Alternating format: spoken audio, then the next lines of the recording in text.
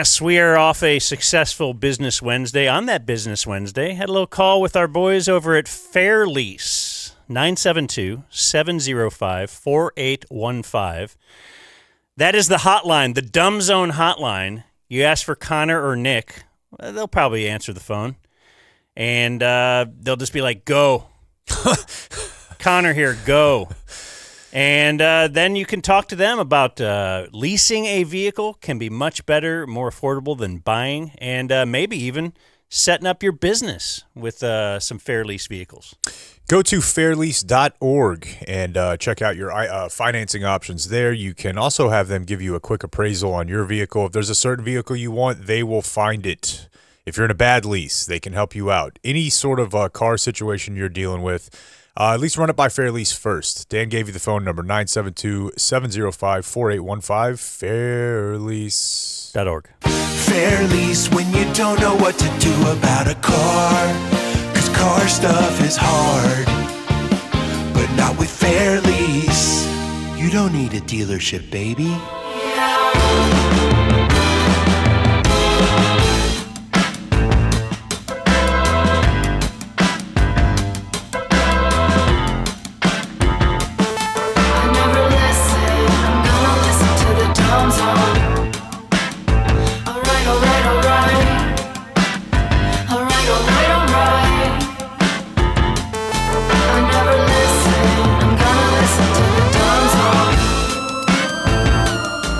Happy Thursday. Thank you to Sean Kernan from 360 Wealth Management for allowing us to have Business Wednesday. We are back in our downtown Dallas Game Day Men's Health Studio. We all know them at gameday.dumbzone.com. Wait, right? Indeed. Yeah, that's right. We all know that. No, we all know Officer so-and-so here. Anyway, it's the Dumb Zone. I'm Dan McDowell. I'm Jake Kemp. I'm Blake Jones. Foodie CK is here. TC CK is here. I saw KT this morning. It's like a Sports Center commercial. So KT CK was here. That's right. And we're here. Yeah, sorry, I walked in a second late. It's the first time I've done that, I think. I had the situation where you're in the bathroom, there's 2 stalls, but there's really only one place to wash your hands. And you can tell when you finish from the sound. So I know we're both done at the same time. You don't want to go stand there. So you just have to wait, right? Mm. You wait. You act like they're not there. You don't go out and just stand behind them or just have a little small talk? Hey. No, I don't. I stay. I crouch down in the bathroom. Thought they said we get a lot of rain this week. What? Yeah, what's going on, man? It's so hot this morning. It was a beautiful day yesterday. Business Wednesday was? Yeah. Why don't you marry it, you homo? On today's program, not in America, we will promote tomorrow's program, which is doing the show from Elixir Uptown. Elixir. That's not just a bar, right? It's like a club. It's like a lifestyle. I like that. Yeah. We'll be at Elixir Uptown tomorrow. But we're not from really 11:30 to 2:30. You know, we're not out and about on a Friday afternoon at a bar all that often. So no. Come hang out. Thanks a lot, Obama. Yeah, so yeah. That's tomorrow. Today, you know, we got sports and viewer mail and things that you expect on a Thursday, but we also have Fox 4's Shaun Rabb in studio. Wow. Now, right now, he's probably tracking down somebody. Mm-hmm. So I'm hoping he'll be back in time. Meeting Shaun Rabb and realizing how he works would be like if you met Troy Aikman and every time you talked to Troy Aikman, he had a football in his hand and he was throwing it. He's always on the phone. He's literally doing always some kind of a deal. that job. Great. Great dude. I think. I don't know why. Yeah, maybe. I paused. I was like, he might be about to tell us he's... Anyway, he'll be on the show later today. But I do have a couple of Why Hillary Lost's to start the show.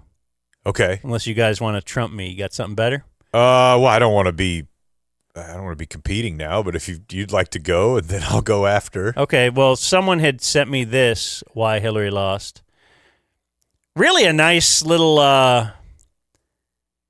we tried to replace Gay Not Gay with like Gonk, Rugonk, and nothing ever really stuck, but it feels like this one is almost right? This is it's naturally occurred that these are all the same things people used to email us for that segment, and now we just, okay. It's a secret? No, I mean, and I'm proud of the audience for being like, has nothing to do with politics, even though it does, so it's cool. So, these are both space-related. I have two of them. One, headline. Artemis II moon commander broke NASA protocol in the best way. The headline already makes me feel like California's in play. It was Reed Wiseman had one last decision to make before leaving the spacecraft post-splashdown. He's the commander, so he leaves last, right? Now, NASA's post-splashdown checklist says, leave everything in the capsule, get out. But he had to grab the little plushy moon toy. That's super cute. Called Rise. Because, I don't know, the way they're writing this, it's kind of like this is the volleyball that Tom Hanks had on the island. Like, he's like, after 10 days floating alongside the little plushie, he's like, he says on X, on Twitter, I was supposed to leave Rise in integrity, but that was not something I was going to do. Okay, that's incredible. Obvious side note here, when you said X, I'm still from the old school. I immediately thought ecstasy. You said, well, he said on X. No. This is about to be something wild. This guy's really celebrating getting home. Now, what if the astronauts were on drugs when they were up there? Yeah, and I can tell you, Blake, I would actually way prefer to send party drug addicts up there than people that bond with stuffed animals. Like, how serious are we taking this operation? We have a plushie? After the first human visit to the moon in nearly 54 years, Rise also became a symbol far beyond serving as a demonstration of when integrity left Earth's gravity. Crew members would often play with Rise during live-streamed conversations with Earth. Please tell me it's spelled with a Y.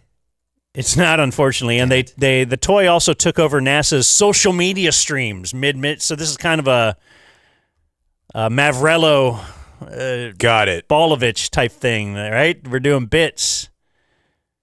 Now, have they sold?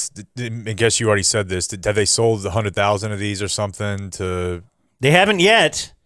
But what if we put up a force field here? A prototype of the mascot. A much less advanced version than a stuffed animal was inscribed with the name Carol. Carol is the name of the commander's wife, who died in 2020 of cancer. Oh. The crew suggested naming a moon crater after her. And that suggestion is sent to the International Astronomical Union, which is the official arbitrator of astronomical monikers. So I don't know. How about you just say it's named after? Who cares? Right. Like, it's all fake anyway, right? I think it's hilarious. Names of anything. No, I bought a star for my girlfriend in high school. That's legit. probably It's did. hilarious that people are so stoked on property rights that we have a commission that you have to submit Even to be like, name which a moon rock? crater. Yeah. Like, how are you going to go pick that one out? Oh, yeah. Hey, woo, hands off. Actually, I named a molecule in this room after my daughter. I bought that crater for tax purposes. The naming body would be worth it if they blocked it. If they said no, Carol. Yeah, then I'm in favor of them. They're like I don't know, a secret society. Like anyway, that's very much a WHL. Yeah. One more. This was. But can I just say this real quick? Because I feel like I have to fight the space thing especially hard right now. It's trying to have a moment, which means are you going the other way? My You're light in is this? shot. No, hell no. Oh, okay. You know, a lot of times when you go after the space people, they're like, these are war heroes. A lot of these guys flew missions. A lot of these guys were if that is the narrative that you want out there, I wouldn't send a stuffed animal up there with him that he has to rescue like he's on Iwo Jima. I don't know. Because to me, it seems like it's just the type of kids I always thought that were into space they grew up and now they still have stuffed animals. When they went to space camp to maybe make it through the time away, they had to have their favorite plushie from home. Exactly. It's not. I just don't. They make it sound like we're sending John Cena up there. Would it be funny? I don't buy it. You know how like people follow orders or people die, right? That's a Jack Nicholson on the stand thing or whatever. Would it be funny if they court-martialed this guy? Orders are orders. Like, what if appealing to the president? He's like, he broke the law. Yeah, what if we sent somebody to the whatever, and then they decided for their own fun they were going to do that? Like, you don't understand. There's a lot of decisions we make high above. You don't need to know all the intricacies of why we need it followed. Right. So if we say leave the goddamn plushie in the capsule, you leave the plushie in the capsule. That's it. And that's it. You want to be a leader. And you are now breaking big rocks and making them into smaller rocks. Yep. In Leavenworth. Right. Is that a thing you thought of Military as a kid, too? prison. Oh, yeah. Like as a kid. Quicksand, Leavenworth. Like, oh, shit, Fort Knox? Leavenworth, God damn, what do they got at Fort Knox? To localize it a little bit for you, everyone knew Huntsville growing up. Okay. So that was a big scare. Old Sparky at Huntsville? For sure. For sure. The one other thing is even better. So I wanted to go into that, which was sent to me as a WHL. And they said, this is what the email said, I think I found one of those nasty little reasons Hillary didn't win, or however you phrase it, back in 2017. And here's the headline. Boy, it could be anything in that era. MTV renames the Video Music Award, the actual award, the Video Music Award trophy. No. Do you remember the trophy was called Moon Man? They have renamed it in favor of a gender-free space traveler, which will henceforth be known as Moon Person. That's a give up.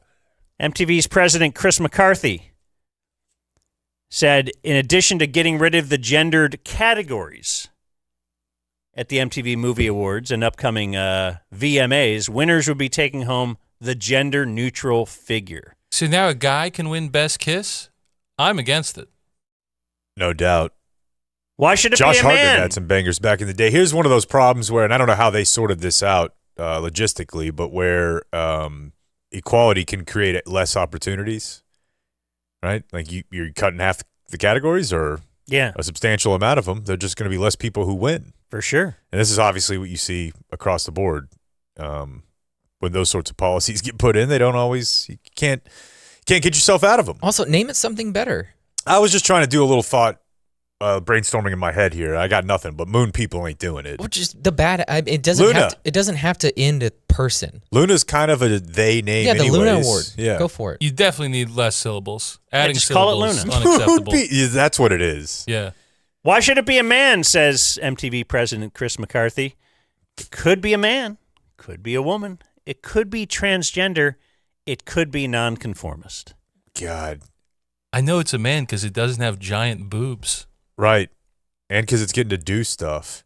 I would a penny for that guy's thoughts in 2026 at his private equity firm where he's, fuck DEI, dude. He's the one. That's the thing. It's all the guys who are telling us this stuff as part of corporate statements who are now. In any case, I think this. What do you got? I'm just looking for where he is now. Yeah. Former CEO of Showtime. What's his name? Chris McCarthy. The nice thing about this one is it happened 9 years ago, and we've been able to see the way that our world has flourished and really turned around because they named it Moon Person. Everyone's cool to each other now. I don't know if this is quite a WHL, but the other day, Dan was called in to serve as Reaper and Mortician for a small bunny that got caught up in his pool filter situation. and had to dispose of it. And it just got us thinking, Dan's not really like the handiest guy in the world, right? Like, Hey. if I went over, I think you're great. I would, if I went to Dan's house and needed something fixed, I would say 50-50 coin flip on whether Kathy or Dan would be able to fix it. And at my house, it's like 90-10. My wife is the one who fixes stuff. I bought her a table saw for Mother's Day one year. Like, that is, I'll get into paint and get boards. She's the one doing stuff that requires a brain, right? Like making stuff, fixing things. So in the same way that we want to have two categories for the awards at these shows, we want equality, right? Well, then tell me why I was hit with this morning. Now, what I heard from far away was, "Ugh, Jake." And that obviously means something gross, something that's going to require me. This has in the past been a former Aggie linebacker's dead chickens. It has been diarrhea from the dog. It could be diarrhea, But I don't know. If it's a dead bunny or a dead chicken, I feel like it plays, but... What's up? What is it? What is it? Dog vomit. Why do you need me to clean it up? Because I'm not the vomit person. What does that mean? I Pause it. don't. Vomit? Dog vomit? Yeah. It's all over a rug. Oh. And I knew that it was Because going I'm to be not the something vomit. way... Yeah. I'm not... Because you're the dirtbag that will go out and you clean the poo off of the fake grass in the backyard. But it just got me thinking, there is nothing biological about that. No, it's just I think it's gross and I don't want to do it. Yeah, she just... And I have this person who... Why do you need me to clean it up? Because I'm not the vomit person. What does that mean? I'm not good with the vomit. Okay. So, yeah, I'm with her a little bit, though. I mean, if there's a vomit person in that relationship, it's definitely you. that definitely... If I have something disgusting to clean that up. lands, but... Yeah, so maybe I And there's like something this. at the bottom of that garbage bin. I should take more pride in this. There's something at the bottom of that dumpster. I think maybe one of us should go in and like who's being like, I'll do it. Who cares, man? I'll eat half the stuff in there. Me. Yeah. Okay, I like that. You flipped it to where this is a feature, not a bug. But it's just, I don't know. No, it's a weird thing to have to. That women are. I've seen her. She's seen some gross stuff too because I saw it come out of her. So she But she's like I'm the make money person, and now I use my subservient little guy here to clean it up, right? Yeah, I suppose so. I just think if we go by the standard of if I think it's gross, then I don't have to clean it up, then the vomit's going to sit there for the rest of time. Yeah, I mean, It would in my house. Yeah, I was gonna say it would have been there for a while. My wife can walk around. I also think it's gross to seemingly, TC's point. Yeah. And this is just another quick one here. I found myself in a position where I was getting dinner for myself last night, and it was kind of late. And when I do that, a lot of times, I order enough food for the next day. That's a big part of my game. Because if you're going to pay for the meal out, I feel like getting to 2 meals is the sweet spot where the value becomes a little better. There's usually deals. And there's a Portillo's by my house. Portillo's is a famous Chicago restaurant. It's the first place TC took me when I went to Chicago with him for the first time. The Portillo's in Grapevine is probably 70% of what it's like to eat there, but it's still special. It ain't no Weinberger, right? But great Italian beef. I went last night, and they served me something with my sandwich and my fries, and I got some nugs too. Nice. You remember What time is this dinner? later than you'd like? That's what I want. I just want to be mad. It was 9:50. It was 9:50. It's just weird that you could actually. There's some nights you're actually dead asleep by then, It's becoming less and less. and then there's another night you're actually now sitting down to eat. I wasn't gonna announce it on the show. I'm amazed by your. But I am double shifting fully now. I'm going to bed at like midnight. So I go back to the computer at like 9, drink some coffee, and start effing around. All right. So I'm up. But you remember when I used to drink alcohol? And they would have these things called beer flights. Do you know what that is, Dan? Yeah, you get like 4 little guys or something. 4 or 5 little guys. Well, Portillo's now has an item on their menu that you can get with your stuff. It's just a sauce flight. Oh, wow. And they put if you get it up there, it's you'll see it, but it's like 5 different sauces. They put them in little. And you're all excited. Yeah, they put them Look in at a little that. cardboard container for you. As you can see, it's laid out on the card tray there. Buttermilk ranch, barbecue sauce, honey mustard, comeback sauce. That's got a little kick to it. And You got to think a guy who was in I don't know how to rehab- say that word, TC. Giordaniera? A guy who was in rehab. Gardenia? Jardinier. A guy from rehab was in a brainstorming meeting after this. We have an itch to scratch. Let's put sauce in there. Yeah. It's 100%. I felt his energy coming to me through the cardboard box for sauces. And I neatly took all 5 of them off and sampled them just like I was at the craft brewery. One more quick hit for you, and then we'll move on to sports. Just personal item. Just like to tell you about I was doing a little bragging. Who's one of those guys real famous for, like, he'll drop that touchdown right at the half-yard line? Deshaun Jackson did it. Who's our Falcon from last year? Cardinal. The Arizona Cardinal, yeah. DeMarcado, Yeah. former Horned Frog. Anyway, Leon Lett. I was telling you how my wife, the week before, had canceled dinner with Deb and Melissa. Baby's at the 40. And so then she wasn't allowed. She couldn't cancel. You know, she even told me, I kind of don't want to go tonight. Like, I don't know. I don't feel like it. You know, you always don't feel like it once it's coming. Anyway, Deb canceled on her. BB And- strips the ball from Lett. She did call me with a, hey, good news. That's the worst part. And then I had to give her a boo, like, ooh, I already picked up dinner. Sorry. Oh, You're going to have to get some dinner a on little the way home. rebuttal. Yeah. And so she did. She showed up a little later. But it wasn't the glorious night alone of doing whatever. Actually, that's going to be in viewer mail today, too. Somebody's going to ask some stuff. I got one quick thing because this is like taken off online, and I think it's almost a lie. But have you guys been seeing this naked mom theory floated around? Please. Do tell. Apparently, people's mom growing up would just walk around the house naked, and apparently that is good for you. To not view nudity as like strictly sexual or a private thing. Yeah, I mean, I would say that I'm aware of this concept on a spectrum, because I mean, I hope he's cool. Like you said it, Dan showered with his daughters like when they were older than I guess Bob thought. But I'll shower with Nora. I know this sounds weird. I would do it right now. I haven't done it in a while, but I would. Like it's just not weird to me. It hasn't gotten weird yet. I'm not saying it would never get to a weird point, but I would. They will see me naked occasionally, and it's not weird. They'll see mom's boobs occasionally. We're not walking around naked, but if they're in the bedroom when we're changing, I'm not going to like have them move. Where are you on that? Well, I just figure with boys, I don't know. I mean, we all got the same stuff. Listen, TC and I But I guess asked when this you cross question genders. Once upon a time. Everybody's got to try to conjure up. When's the last time you saw your dad's dick? Sorry, Dan, you're excluded from this game.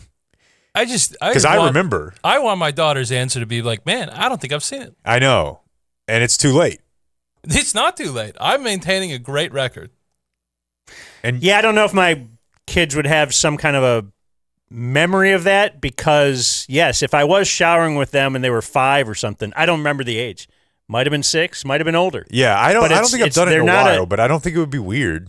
But it wouldn't have been viewed as something weird, and this is standing out, and I'm going to remember this because this is weird that there's a man in here Yeah, naked. because roughly It was just we're just 2 people that were dirty. her brain related to your genitals and sex is in roughly the same place right now as it was when she was 2. And I which wasn't is not- flopping the genitals around like, hey, see Oh, over I here? know. You know, it's like Right. you're going to try to actually be a little you turn humble away about from that. them. Like I'll stand in the corner kind Yeah. of away, but that's the same as the dog, right? That's because I just don't want anybody rubbing. So just some points of that nakedness was never inherently scandalous to you. It was normal. You have 0 body dysmorphia. You grew up seeing what a real adult woman looks like. Oh, You become comfortable in your own skin. You accept all natural body types. You have healthy boundaries around nudity. They're trying Okay. to say, like, I'd like to I call don't- bullshit on the this fact that this is very prevalent, though. that's what I think. Or like it was prevalent. I don't think people did grow up with I don't think so. Yeah. people just walking around naked throughout the house, like, hey, it's dinner. I would have. I bet there were some A families. little where- more than hiding it forever, but Yeah, I don't know, but I would also say that the problem is, well, two things. You can't stand on the edge of the beach with your hand up when there's a tidal wave. So unless your plan is to fully like extract your child from pop culture society, like, okay, what are you going to do whenever they go outside and everyone has clothes on and they see images of idealized beauty? What are you going to do? It's same as anything, right? They're going to leave your house. mm-hmm. And then the second thing is maybe clothes and maybe nudity is not meant to be scandalous, but sex is. Like by almost every moral convention, there's some protection of who you're supposed to have sex with, right? And so there is always going to be something to your junk. I mean, Yeah. I mean, I understand parts of this, and I do think I think making your kids not afraid of sex is a genuinely good idea because Yeah, I and- spent a couple years apologizing to God every time I masturbated. So I would like to Yeah. avert that iceberg. Do you do it in front of them then? In front of God? I meant your kids, but I guess Oh. all of them. Well, God's always watching. If you're trying to break them into the idea, Sure. Well, you're always facing the back of the toilet, though, so it's hard for them to That's him, yeah. really see that. pop up on the tank there. From the wonderful world of sports. Sports Today brought to us by Ownwell. Oh, yeah, I like The way to save money on your property tax. The oppressive thumb of the man coming down upon you once again. Theft. You're thinking there's nothing you can do. But wait. We got Ownwell. You can. You can go to ownwell.com/thedumbzone. Sign up. It just takes a few minutes. From there, if they can save you money, you will pay a lower than market rate for Ownwell services. So they keep less of that. And you only pay them in the event that they can get you money back on your property value on that tax estimate. You don't want to, what are you going to do? You're going to make a sign? You're going to get a brick? They're going to protest for you. Take this out of your life. Cross it off the to-do list. That's one of the great things about Ownwell. If you're a to-do list type person, they're running it for you. They're going to save you money on some of your utilities. Other consumer type subscriptions they can run through for you and save you money at ownwell.com/thedumbzone. But Ownwell.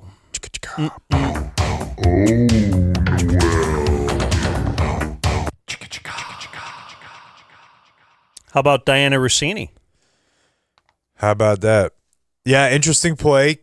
Do think that it was predicted. I don't remember who predicted it to me, but somebody predicted she's gonna resign / step away, and she'll say, "I'm doing this because I just want peace for everyone involved," but she's doing this so that more stuff doesn't come out. But two things can be true, I guess. They're kind of the same thing. So she has resigned from her role It almost with the Athletic, which essentially now I always kind of laugh whenever you even mention the New York Times thing because I'm like, I don't give it, whatever. Yes, it does say NY Times, but I still don't think of it no. as that at all. No. But you know who does? The public when you get in trouble. Because now every article I see is New York Times reporter Dianna Russini. It's like, that'd be like if Bob got mixed up in something almost. New York Times writer Bob Stern. Like, Right. It's the Athletic at the end of the day, but liability-wise, it's certainly the New York Times. And so her resigning, and she also says, I'm doing it now before the contract runs out like in August. So it's only a few months or something. But does this just verify everything? Well, I mean, again, I think that depends on how you look at it. Like, why if you would you- believe her, then you What would if- say that it doesn't verify it. It's her saying this process of being investigated and having everything in my life turned upside down, even if I'm not like full scale cheating on my husband, it's going to be painful for a lot of people. That's not going to stop your sports Nick Shirley, though, from trying to figure it out, or Pablo Torre or somebody like That doesn't. Oh, you're not working there anymore. Okay. Probably done, not. Done and dusted. Yeah, you're going to still follow up the exact same way. It's just there will be. So is this a forced resignation? Yeah, in a sense. I think so. Because you're saying the liability. Because it is, I don't know, banging or not banging, I don't really care. Because I think if they were banging, I don't think that she was doing that in order to get the scoop of, wait, you're interested in A.J. Brown? Excellent. I can now report that. Gets real blurry, though. That banging I didn't want to do really paid off, though, because I'm the only one that reported on A.J. Brown. If he has a scoop, he's not going to give it to someone else. True, but what does that all mean? See, that's a better question. Is we're kind of playing in a fake universe here. All of these things don't really matter, right? Again, I know it's the New York Times, but it was like the Olivia Nuzzi. Like people die whenever they report positions of military, yeah. or they blow people's cover or something, or at least theoretically could, even if they don't. Sure. So it's hard for me to get that fired up about any of this because everybody does have. We've already talked so many times about how everybody's got their, not pet cat, but that's your favorite draft possibility, right? It's everybody's got their little mouthpiece, but and their mouthpiece is derogatory. They're skewing it. There are LeBron people that have real good connection with Maverick Carter, right? And they'll get they get these scoops, and all of a sudden we know this before anybody else. And they also kind of put out the positivity vibes about if you were bagging on LeBron for something else, these people will be like, actually, that's not as bad as, they're all mouthpieces for somebody kind of to make sure they can get that next scoop. Who's the NFL one? Schefter, right? Didn't he get caught up in asking a GM before he printed something like, hey, does this look all right with you? Yeah. Like, that's not how reporters. Yeah, It's not how reporters deal with things, but it is in the world of sports. That is this fantasy world that doesn't really matter. And so, yeah, Dianna Russini's whatever, flirting or, you've seen guys will talk to, who was the Scotty Scheffler the other day? Yeah. Was all friendly and fun with the hot reporter that asked him a question. And then when TC walked up, he was like, it's, I don't want to throw TC, or you walked up, it was not that fun. It's because, you're a jackass. You're a guy. You're not someone that I could potentially somewhere see myself with. Yeah, I guess I get it from the standpoint that it is, the Schefter email thing is pure, like straight up, if you care, journalistic malpractice. Asking a source or anyone who's not your editor, what do you think of this? A subject of a piece. But I don't think that it's the exact same as having sex with somebody in your line of work if you've been told not to do that, right? That's really what this comes down to. Told not to do that? They were probably pretty explicitly, don't you think there's something contractually where and they write it vague enough to where they can fire you for this? Like, if we determine that you have compromised your reporting by being involved in the following type of relationships, yeah, blah, blah, blah, blah, blah, blah, blah, blah. One of them's romantic or sexual, then we can deem that you are in violation of this. I would bet that's in there. Whereas, well, I mean, I guess that would apply to Schefter too. It's tough for me to say whether somebody or not should be fired or lose their job when I don't think their job should exist in the first place. I certainly don't buy that I don't think anything should happen to Mike Vrabel. I heard two women that I actually liked their show. Don't worry, it won't. Yeah, some people were like, he's going to have to answer for this in the room. I saw someone on TV, a former Patriot. Like players will care? I saw a former Patriot like on one of their shows. Your mic's off. Your mic was off, sorry. Sorry. What, like, hey, there's a sign in that building that when you walk in, it says, do the right thing. Or, some bullshit like that. And it's like, how's Vrabel gonna...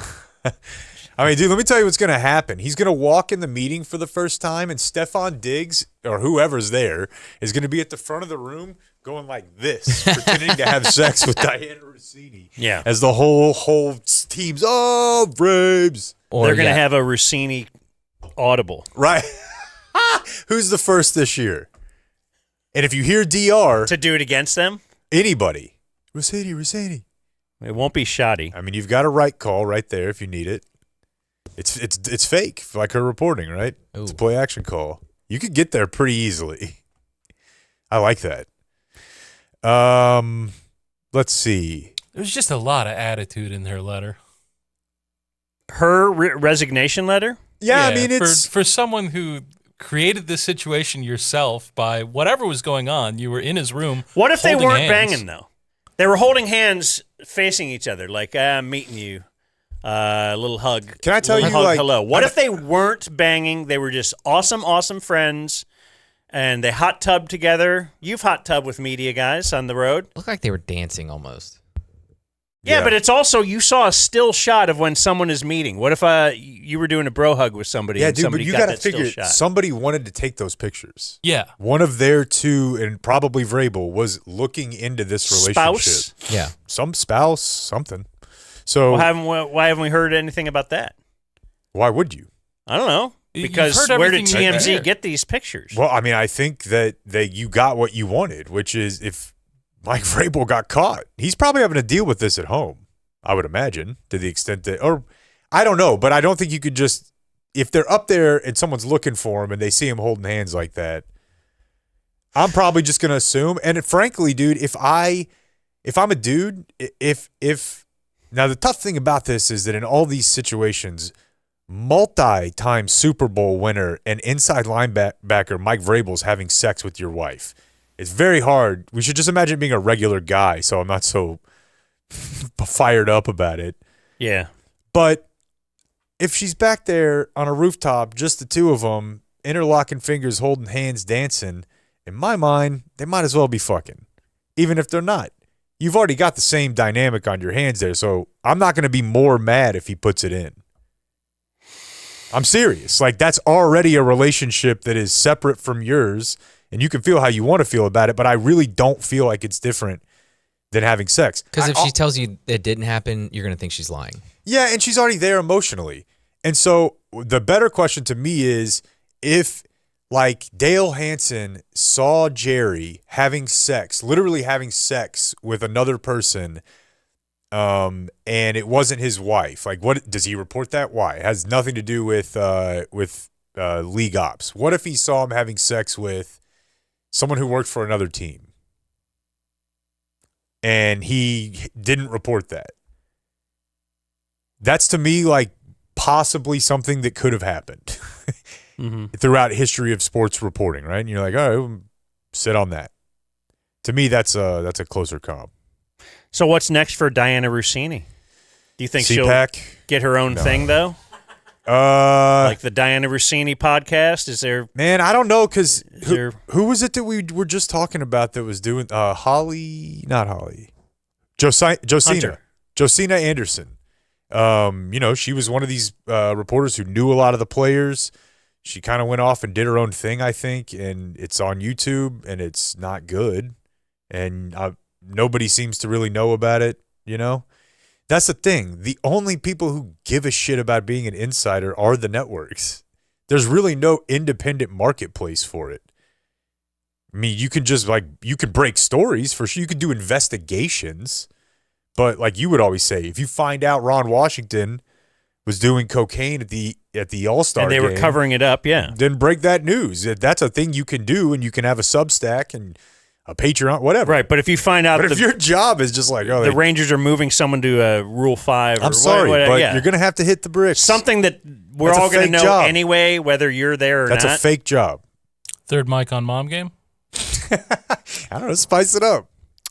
Community Mechanical is our title sponsor for the Dumb Zone generic summer event. And they also are just helping out tons of people. Got an email a while back. Ola Donkey Punch Dan. Although I'm no Brandon Aubrey, I too was saved by the greatness of Travis Gafford, Tanya, and the Community Mechanical team. My AC went out. It was literally 1,000,000 degrees in my master bedroom. Called my regular company. Don't love that. It took them 5 days to come out and diagnose the problem.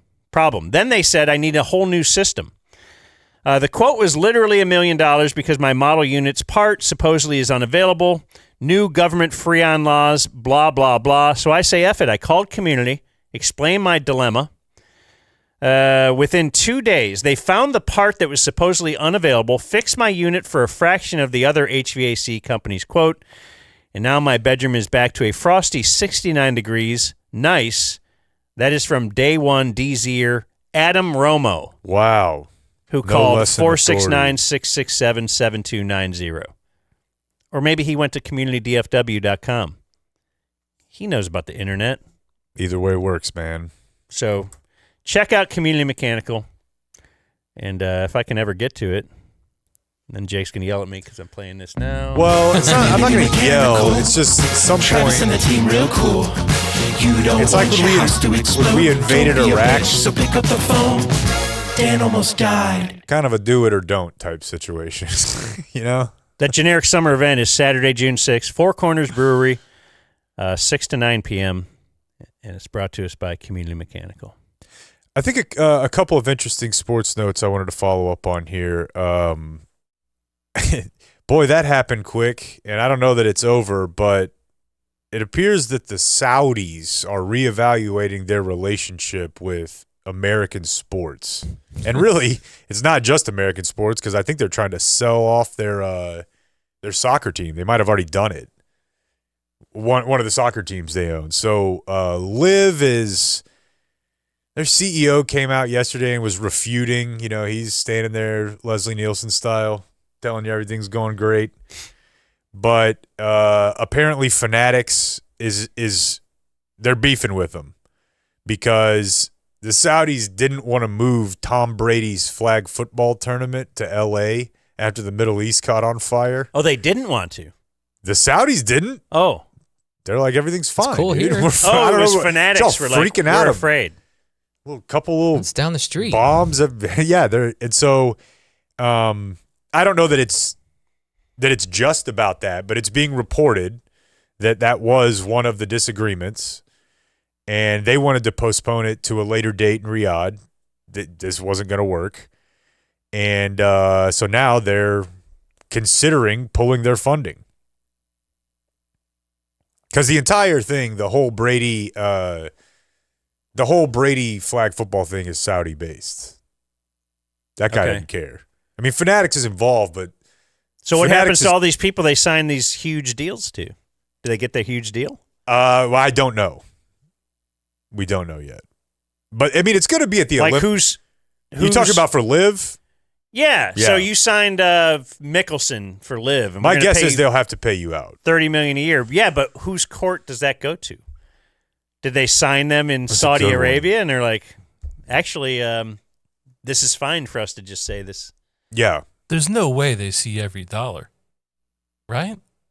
I don't know how that would work. I would Like, think there's that got to they be have the something money in the to do it. contract saying that if the business goes under, then we're going to prorate it at these terms or whatever. Maybe they just ask you to give them I don't know. your hand. You would think there'd be some Or a verbiage foot. in Yeah, the they Cuban. might cut off their hand. And let's see elsewhere. By the way, as I was watching these play-in games over the last couple days, Why? I wasn't actually watching them by any stretch Great of the games. imagination. There actually were great games. I was more watching the endings of them. But Tuesday night I was watching the Trailblazers Suns game a little bit, and do you guys remember how the Blazers season started? Go on. Well, their coach went to jail when Chauncey Billups was arrested Oh, the in a large gambling yeah. scheme. I did not remember that. It feels like it was and then you and I were in Denver all of us in Denver going to the Broncos game. There's their Chauncey Billups Wall of Fame. And it was like the week that he had been arrested. Like right before camp, their head coach gets arrested, taken to jail. And here they are, folks. Or were. Who's the coach? Of the Blazers now? Yeah. No idea. Okay. I'm out, dude. Greg Oden.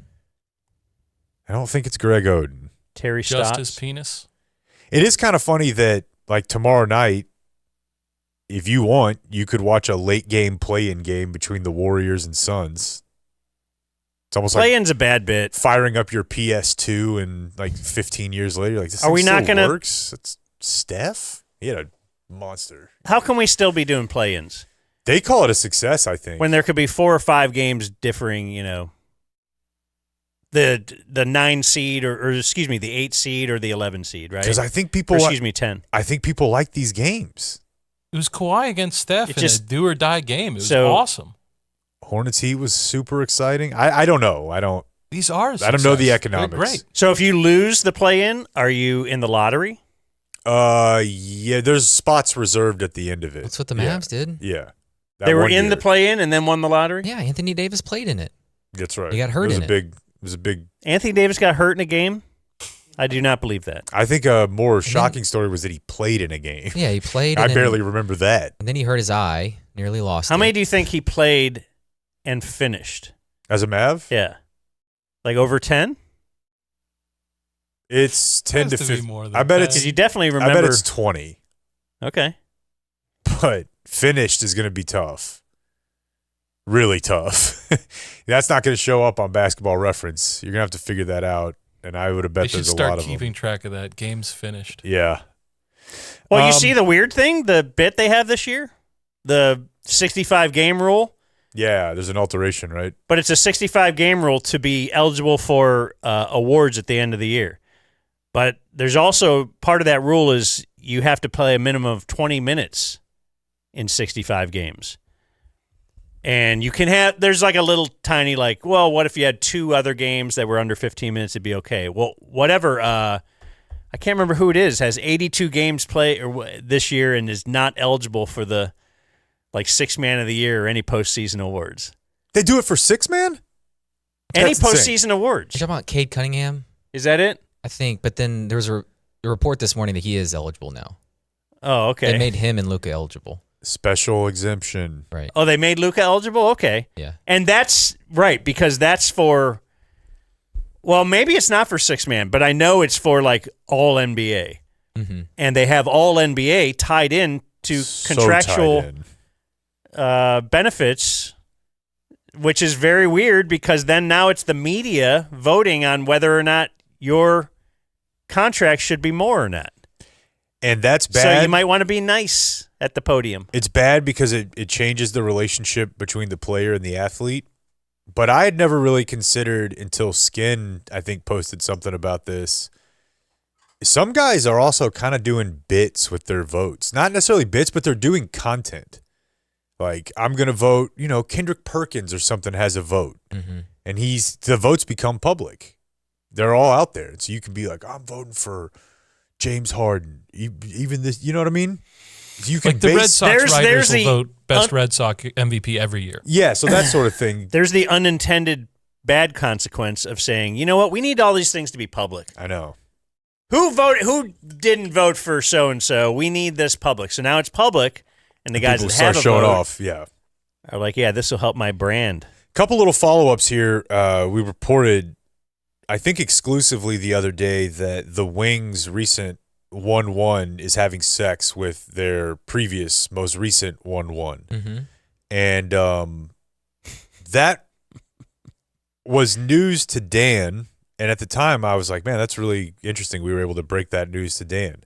He didn't know. He knew they had drafted a player, didn't know that it was Paige Becker's girlfriend and teammate from UConn. And then it occurred to me, and Dan didn't know this WNBA well, news. you knew they had drafted a player. Yeah. And I think this is illustrative of my point. Jeff Pearlman, I think, went on a show and commented on this. And then it was in our group chat this morning. Nobody mentioned it in any of the articles. Really? And so Mike Palucci over at D Magazine wrote something about this. And Mike's a fantastic writer. His stuff usually gets about 1/10 of the reach that this did. He's getting hammered by WHL here. For what? And he's as woke guy because he's pointing it out. Like, this isn't like if they were cousins, would that be in the story? his point, which I think is a good one, and it's the one we made on the show, is the team absolutely had to consider this. So the fact that ESPN Did they mention Bronny? was Right. actually related to LeBron. The fact that ESPN, the Morning News, and a couple of other publications, they just didn't mention it. They're like, this is her teammate from UConn. Cool. And the thing is, yeah, they had to consider this. No possibility for problems in the future with this pick. And most people would all gonna be say great. that she was one of the 3 players that were in the mix for 2. And there's another article on D Magazine's website about how she's a great fit, off the ball, this and that. But the one people got really mad about is him being like, what the fuck? Are we not talking about this? This is obviously a thing. That's you great. would be pretty nuts to like it. Paige would be upset, you would think. That's what I'm saying. Is that what one he's way or the highlighting? other? Yeah, you've got to either she's on another team and now, Paige obviously could just say, "Look what happened last time we played together." She's an awesome. That's what Mike says. They're a great fit, but also like we're, But that could lead to could lead to great chemistry. They sync up and both have to miss a week at the same time. They probably Sure. all do that. It's an interesting question. I wonder if NBA players, WNBA players, take birth control to never have periods during the season. birth control doesn't mean you don't have a period, does it? It You does. can. Some of them do. Oh. You may have like some of the symptoms, but you're not going to have the whole thing. Are the Wings going to take off? Is They- this going to be I mean, Jordan and Pippen? it'd be pretty sweet. Dan, It'd be a what pretty would that great mean to you? documentary. Well, they tank in the spring season, get the 1-1 in the fall, and then you have They 3 need a couple straight. more 1-1s to turn this Right. thing They'll get into a- relegated in the fall season and then Dude, but if they dominate down actually there. start to cook, like the highlight edits to Melissa Etheridge, and that's their one shining moment. Another beautiful layup. How is, many is back-to-back completed. championships, Dan, before you consider going to a Wings game? Oh, I'll go. I'll go now. Dude, I did see that. I'll go right now. And you know this, Especially You've if they're seen it- fighting. You've seen it with. I would Caitlin love to go Clark. see them play in their arena, the arena that they play in, and the city, because I know where that is. For Are they sure. still in Arlington? Speaking of the city, will give you some quick numbers. Last year, since they drafted Paige, their regional viewership was up 400%. Their ticket revenue is up 150%. Their national games went up 40%. And they signed a for real deal for a jersey sponsor with CVS, which is several $1 million. You want to talk about like people who are underpaid? We always talk about LeBron. It's just the 5 most famous people in the WNBA. They have to be. Yeah. And And those 5 are okay. 5 names from the WNBA. You can't name one of the 2 that's on the Dallas team. Caitlin Clark. Angel Reese. Yeah. He's Aha Wilson. Asia. And then I can just go through the Kelsey Notre Dame women's Plum. basketball roster if you guys want. Your girl, Kelsey Brink. Plum. That's good. Okay, there we go. Sophie Cunningham. Sophie Cunningham. We got 5. Have you seen the CVS logo on their jersey? No. Yeah, it starts up here and then it goes all the way down. It's like a long receipt. Is it for real? Nah, it's just They a should. Okay, good I joke. bought that. They That was a really- great joke. They It's just a really good should, line. though. They should, yeah. So one of their sponsors is not carpet, right? But it certainly could be if flooringdirectdfw.com/DZ wanted to get in the mix. Maybe you're more of a slick laminate type of guy. That's right. You like to wax that bad boy up. You probably already have curtains. Maybe you're a disgusting shag guy and you just want overgrown carpet. Coming well, back. here's what I'm going to tell you. You're not going to pay for it right away. You're going to get 0 interest financing for 36 months with nothing down. You won't pay for it while Fudd and Beckers are still a couple. That's exact. I would take the under free Wow, free great financing idea. until the Wings' most previous draft picks break up. They're local. They're not the big out-of-town store. They are located right here. They are owned by our guy, Dan, the Flooring Direct man. They have a showroom in Addison, but you don't have to go there. They will bring that showroom to you. Not the whole. They'll have a little tiny version of it. They have little tiny, pieces of carpet and laminate. And Get out your go army, ahead, name all your the arm- flooring that you can, Blake. I gave you carpet and laminate. Keep going. Hardwood. direct. Okay. Well, no. FlooringDirectDFW.com or It's a type of flooring. 972-449. What? It's a type of flooring. Direct is a type of flooring? Just finish the spot. Oh. They're great. They'll come to your house.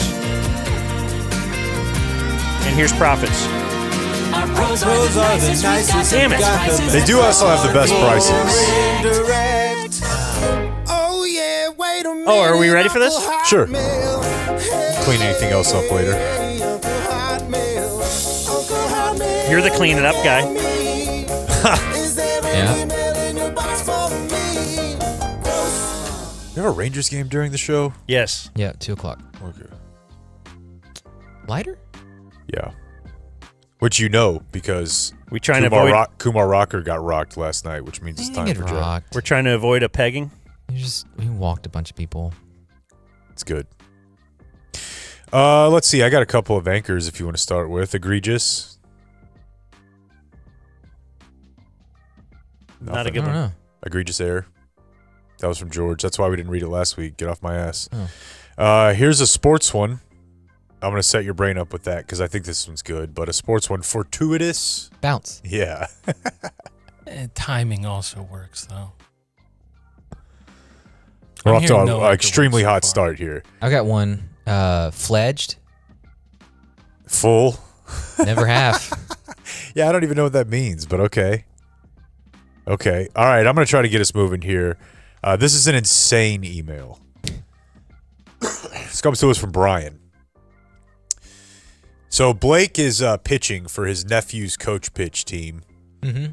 And he informed us the other day that the other dad out there wanted to baseball mog him on the other team because he could tell Blake is baseball Blake. So the other dad started throwing knuckleballs. Just effing around, right? Brian says, my ex-girlfriend, let's call her Amy, has a 12-year-old son. Before we dated, we were good friends back when the 12-year-old was 7 or 8, coach pitch. He was one of the better players on the team. He was just tall. He was 8 years old. One of the dads on the team was the primary pitcher, and he was really into Amy. This is his now girlfriend, but before they were dating. Her son, let's call him Tyler, was really starting to love baseball, and his dad was attempting to use that love to get access to her. It was blatantly obvious. He kept doing the lame-ass dude thing where he's trying to position himself in a place where they take things to a romantic or sexual level, picking him up for trips to the batting cages that other teammates weren't present for, sending her hitting tips via text and steering the conversation to, hey, how you doing? It must suck that Tyler's dad's not around. Hell yeah. It's great. I must preface this by saying that Amy is pretty sexually uninhibited and in the right situation will fuck all the homies. Nice. If she was at the ticket, she'd try to fuck Corby and Mino, but she'd also probably let Fahey and Cray Tray get a little too. What a sweet gal. She hooked up with a dad on the team. It didn't go well. The coach pitch dad tried to holler a couple weeks later and she shot him down. Very few pains in life compared to a woman who F's all the members giving you no access. College-age me knew this pain very well. Especially as he's helping out her kid. Mm-hmm. So I am texting her about this, and she says something to the effect of, not really thinking about it right now. Tyler is starting to hate baseball, and I don't know why.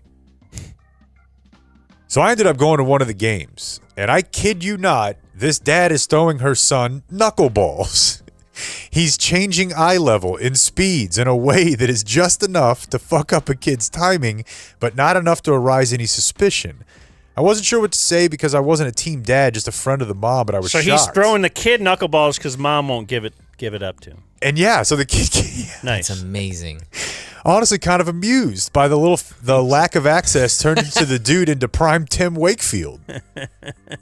Luckily, the season ended. The next year was kid pitch 9 to 10-year-old, and we didn't see incel R.A. Dickey ever again. So if any dads out there are seeing their son struggle at coach pitch, buy the dad on the mound a hooker, and he'll turn into 1995 Albert Bell. Love the show. More Chappie, more TC, less Jared. Always punt every 8th play because we have OCD.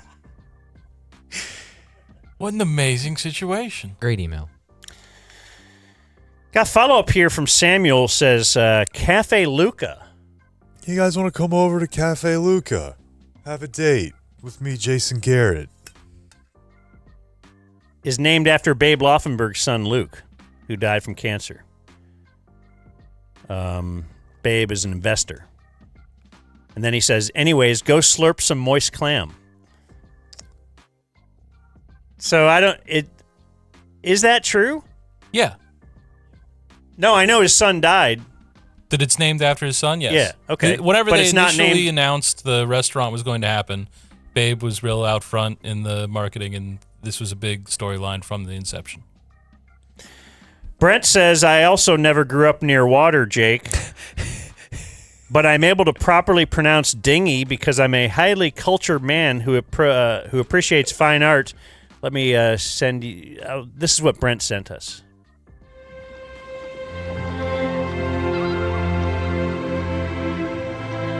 My dad gave me this boat. We'd come out here late at night when there's no one else on the lake, and then he'd be over there on the shore, and he'd yell, "Quit playing with your dinghy." Yeah, that was a single entendre for me up until this last month. Didn't get it. Sorry. That's like an Tommy idiot Boy, now. of course. Here's a good movie trope from Ooh, Matt. I got a lot of movie stuff, so let's go. I was watching John Wick 2 with his 13-year-old, which I honestly just paused at that moment. It was like, I'm so excited for the next 10 years of my life. Yeah. Like, he's going to love it. I'm just going to stare him in the eye as he's watching Under Siege for the first time. And just like, you're watching John Wick 2 with your 8th grade son. Anyways, here it is. Is there anywhere other than movies that they have the keys and the visor on the driver's side? Maybe you guys do that, but I've only seen that in movies. I've never done that, right. ever. Oh, shit, there they are. Now, I've witnessed Jake just blatantly leaving his keys in the car. Yeah, I'll do it. But he won't put them anywhere where like a would-be thief could not find them easily. He tends to like lay them right there. Yeah. I'm like, what if the door locks? What if... Yeah, it's good. Yeah. And it is kind of, I mean, it's pretty much working out fine for him. I don't think I get enough credit for this. I have had the same wallet for 20 years. I like the Ridge wallet that they gave us, but I still like Is it all torn up? It's really not that bad. And I will put it on the floor, and I've noticed lately that really unnerves people. Like, people will walk by at restaurants. Excuse me, sir, your wallet's on the floor. I'm like, I put it there. That's just normally where lost wallets stay. They're just Why? looking out for you. I'm changing the game. I'm Why do doing you it put different. it on the floor? I don't want to put it in my back pocket. I want to put it on the table. It's very weird. Dustin Keller, our business lawyer, says in movies, people don't say goodbye. They just hang up the phone. It doesn't happen in real life because I do it to my wife, and she effing hates it. Yeah. Just the hang up. Let's see. I got another one from Kyle who says, I was watching a movie and saw this scene. How can someone from a shipwreck float all night and wake up on the beach face down? Still alive. How? If you're unconscious floating in the water, won't you inhale the water and just die? How do they make it all night and wake up on the beach? And then it's always sunny when they wake up. Yeah, It's like that's a good question. 1 o'clock in the afternoon. Also, yeah. well, my last movie thing is from Jason, who says every modern movie and show has people using cell phones, the iPhone, etc. In dramas with spies, government stuff, whatever. They're on them a lot, or they get early calls that wake them up. But nobody ever runs out of battery power on their phones, and you never see anyone ever charge their phones. Very sus. Unless it is part, like it's the narrative in the story. Like Yeah. they make that phone an important part of it. They Otherwise, run out of battery all the time. Otherwise, it just works perfectly. Like guns, only when standing right in front of somebody does that gun jam. Sure. It's like otherwise. I got one from. You recall us talking about like games that they would have us play in elementary school that were class Naked jumping jacks. Not that one. Although I probably should read us a line of follow up too, like class consciousness games and being aware of race and hey, here's the poor kids and the rich kids, and this is sort of from the same vein as that. But Zach says, in 2000 or so, my family moved to a Denver suburb from Dallas. I started at a new school mid-semester as a third grader. Class had just begun its project where everyone would put together a presentation on some historical figure from Colorado. The person I did my presentation on, it took me a couple weeks to prepare, was Alfred effing Packer, who we recently debated whether or not he was the first serial killer, because we learned that he took all of his bros on a hiking trip in 1870 and ate all of them. Yeah. And this kid, I mean, it was assigned in class. I guess he died in Jefferson County, Colorado, and he's famous in Colorado. And so I don't think they're doing that now. I don't think they're doing that in third grade. Reports on people or reports on... Reports on a guy who... The only reason he's famous is because... assigned?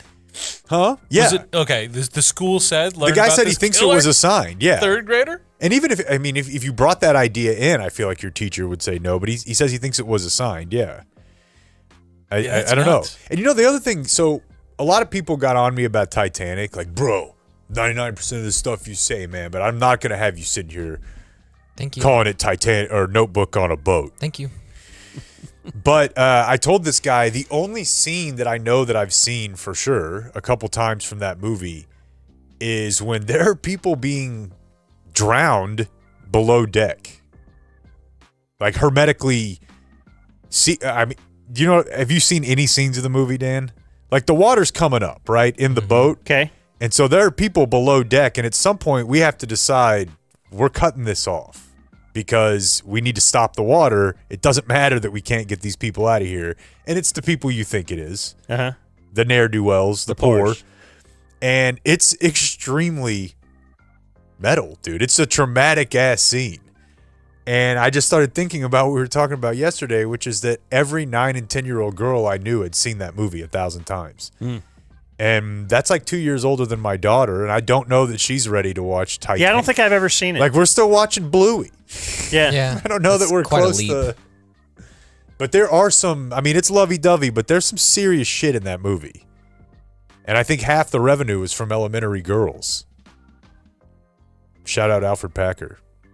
Dear El Jefe of the Ham Clam, I email from a secure Yahoo account while I await users like Dan to work out the bugs in Hotmail before migrating over. I blame Jake and Blake for normalizing peeing in cups or bags. I received the following email from my daughter's elementary school in Austin ISD. So, TC, this is the pee in cup JPEG that is in the Dropbox. Is from Andrew, who says, good afternoon, whatever, I'm writing to share about an incident involving a substitute teacher in a fourth grade classroom today. This afternoon, we were made aware that a substitute teacher attempted to privately relieve himself by urinating in a cup behind a table in a classroom. Oh, man. Please be assured, as soon as this was brought to our attention, the substitute was immediately removed from the classroom. And we've reported blah, blah, blah, blah. Oh, chemical castration. That seems a bit far. Oh, no. That's the only way he can keep his license, though. Yeah, it looks like. He just loves the kids, folks. I've got one from Eric, who brings up voicemail greetings back when we had home phones. He said, in the community, it was common practice to let music play before the greeting and be a bed for your voicemail. Some would also let it play after the greeting, leading to the beep. I think I vaguely remember that. I think. You get somebody's voicemail, then MC Hammer starts. They used to have like services where you could... Yeah. There'd be a comedy type. I probably looked into starting one of those. A la Air Force One. Boy, I am kind of remembering what you're talking about now, though, right? God, I think I have memory hold most of my own home phone era. Because between like late night, like party lines, where you could just call and all be on the line together like late at night. MC Hammer starts, can't answer this. Da, da, da, that's really good. My dad. Don't let my dad find out about that. Uncle Hotmail, last weekend I was at an estate sale. While I was sifting through dead man's trash looking for treasure, these 3 pictures, TC, will be entitled Long Bit. I came across a Nolan Ryan baseball that was heavily taped shut with a message from Dad telling Perry not to open this until May 3rd, 2034. I spent a few hours contemplating whether or not to open it. I was worried I'd put a curse on my Rangers for 8 years. I tried to decipher that date. Could 5/3/2034, that's 53 20 strikeouts, and 34 is Nolan's number? No, because Nolan had 57-14 career strikeouts. Is it an anniversary? Nothing. So then I said F it, and I opened it. Dad had clipped out a comic, made a time capsule with the comic's date. And you can see on the comic, you can go to the next one, or just go to picture 3. It is the full comic, which is just a comic in the newspaper, and it says, guys watching it looks like a futuristic video screen. Right. Like you could see the Jetsons car is flying outside, and it says, that's the news. May 3rd, 2034 in sports. 87-year-old Nolan Ryan pitched his 56th no-hitter last night. That's incredible, dude. Mm-hmm. Only punt in self-defense. So that just seems like poor little Perry, though. Never, like his dad, what a bit. Dad wanted Perry, and it looks like Perry died before. Oh, no. He could ever. There was an estate sale because Perry died. Perry didn't make it to 2034. This is what we hope for Jim Nantz, that he doesn't get to retire on year 100. But think about it. There's something so nice and cute about this situation right here. It's between these two family members, and maybe it's something cool. Jim Nantz had to run to the media and tell everyone, I'm retiring 10 years from now from the event that you'll all already care about a lot anyways. That's right. I got something sent to me. I think I need to get on Facebook. I'm going to kind of like Benjamin No one's Button saying that now. Social media. Yeah. That's 15 years ago somebody says that. So let's see. This came from Chris. My leader Jake, my brother and I met you at Martin House when the Little Peep tattoo was fresh. I only read that for you because I forgot that I had that tattoo until I read this email the other day. It'll be years will go by and I'll forget I have it. How's it doing? You know what? I probably not well. Bust it out. It's not worth it. We'll come back from break and it'll be the first thing on the shot. He just said, can we get a segment discussing this ad? And he sent me an ad from Facebook, and it appears to be, it's a company called Relatio. So like relationship, but we're taking off the in-ship. Mm-hmm. And I think it's a regimen to cure you of your premature ejaculation. Okay. So there may be some, and there's a Facebook page with like a hot guy, and this is the song. Can't feel anything during sex. Here's why the death grip caused a Venice leak, and how to fix it. I was inside her when I felt it happen. Oh my gosh. We just switched positions within 30 seconds. I went from pretty hard to barely there. She felt it, I felt it. I tried to keep going, nothing. That's when I knew something was seriously broken. Is this AI or is it real? Yeah, I think it's pretty clearly AI, and it's not just AI. It's the shittiest thing I've ever heard. It's 4.5 minutes long, and it just keeps going. Fill a tire with a hole in it, blood would flow in, but it just leaked right back out. For 14 years, I've been using way too much pressure when I'm... Let me skip ahead a minute. He tells you death grip doesn't just numb your nerves, it wrecks the muscle that locks blood in. There's a muscle called the bulbocavenous. Basically your body's valve when it works. All right, how about another minute? Sometimes I'd get these weird half-hard moments randomly during the day. Not fully hard, not fully soft. My body was totally confused, watching her face as she felt me go soft inside her. That destroyed me. It sounds That's terrible. awesome. It sounds like it would destroy you. It's in the episode. Why did with you need that to song. become Scott Stapp and sing about it? That's Yeah, great. throw that in I the will. Dropbox It's so I just can put it in funny. the... I just think it's one of those just because everyone can, not everyone should. Like that guy thinks the guy who made that thinks that's good. Of course he does. I'm not It is good. totally against that guy either, yeah. Gummy Thoughts brought to us by Early Bird CBD. earlybirdcbd.com. DumbZone20 is the single-use discount code for 20% off. I'd like to approach this with a new angle. Perhaps you have parents who, for most of your life, if they so much as smelt a whiff of something funny on you, would have advocated for you being in jail. But now in their later years, they've opened their maybe mind sent you to a high school. to THC a little bit, all right? Yeah. Now, you perhaps are a guy who, you're onto some other things in your life, but there are people in your life who enjoy THC. Early Bird is perfect for them.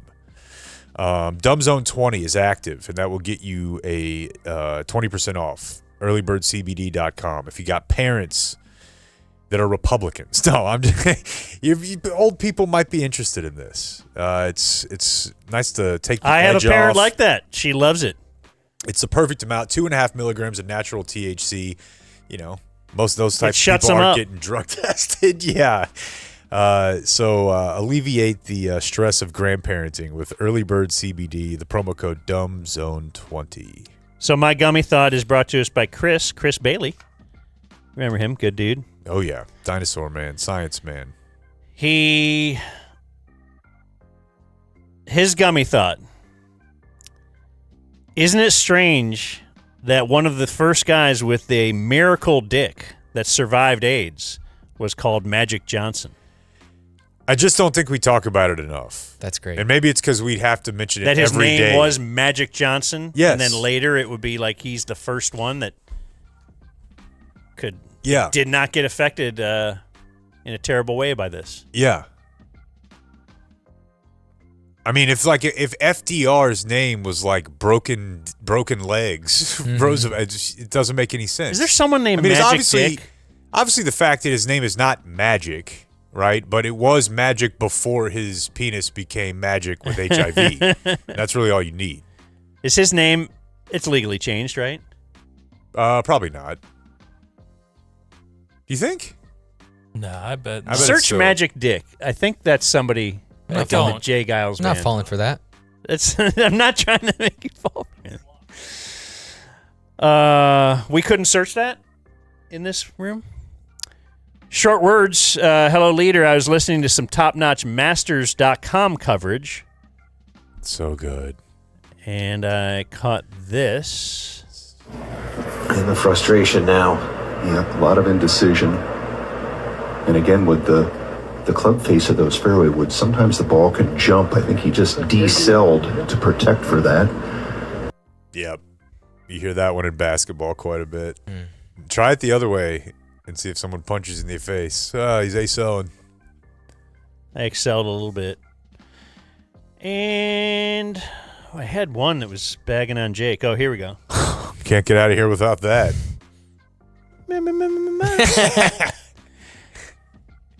Dear Dan, I don't have a birthday or any of that gay stuff to write in about, but I couldn't hold my tongue here. This is from Caleb.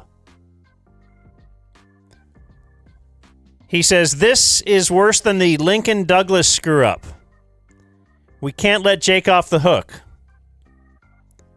Jake has had plenty of terrible baseball takes, so maybe I shouldn't be surprised, but he got ball-sacked by 8 errors on one play? This is true. Why did you pick How the name would that Caleb to even- write this fake email? That's a gay name. I did not write a fake email. How would 8 errors even be possible? The runner would have to do multiple laps around the bases just to allow the opportunity to make that many errors. Then I don't know Thanks what for counts letting me as get an that error. off my chest. Now let's work on your crossover dribble. Yeah, and I looked it up, and I guess 3 and 12 seconds was the most, but I don't understand what counts as an error then. Because I thought if the catcher were to throw, like, catcher drops the ball, right? So Yeah, it's past. get to 8. Oh, yeah. If the pass ball counts, Okay, let's go. There you Okay, go. You got one. okay, so if the catcher goes to the backstop, tries to pick up the ball and drops it, like, oh, fuck, Okay, I right dropped there. the ball. Is that a Another- second one? It could be if that allowed the runner to advance. And a runner to advance another base, then that could be. Okay, you got two. Hold on, but that's the misunderstanding. I didn't know that. No one's ever told me that in my life. What do you mean? You just thought like any hesitation is an error? A fuck up. I'm dead ass telling you that. I don't know what is that. I've never thought about that in my life. Did you make a mistake on the play? A mistake that allows for something to happen. Now, if the pass ball might just allow for that's. Like if he did pick it up and drop it over and over, but the runner was still standing on first. Right. And that's the main difference is, to me, like I'm not thinking of, I never have in terms of scoring the game. And that's like when you hear Eric be like, if a ground ball to shortstop. He stayed on first, so that's not an error. I pick it up, I drop it. I pick it up, I drop it. I pick it up, I drop it. But luckily, right, I don't know what an error is. Pre-training for a 4-minute mile TC is running to first. Now I can throw him out. Right, yeah. And that is not an error. And thus the confusion. I'm straight up telling you that. And I will also I'm not buying it. Well, how would I arrive there? That's what I want to know. Well, I'm saying you didn't think it out at all. You didn't think, he must have. How is he not getting this? 8 times?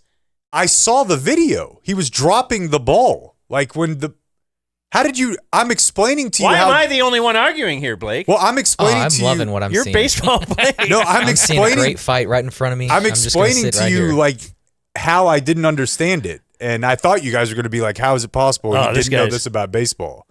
Like that's why I didn't. What you? Just I wonder described. that for sure. But even if I thought that on that particular play, I can't get to threw it to the outfield. So then there's another error, right? Okay, now what?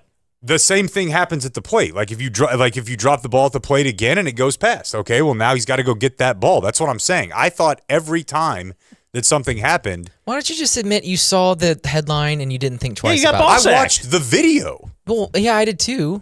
That's what I'm saying, is that I watched the start of the video, 4 or 5 errors in like 2 seconds. But you guys are telling me that's not possible. I mean, I think that the solution to all this is you need to start scoring the games. That would really help you understand the game more, the great game. No, the beautiful game, they call it. I honestly, I didn't know that. I thought you guys would take your win here.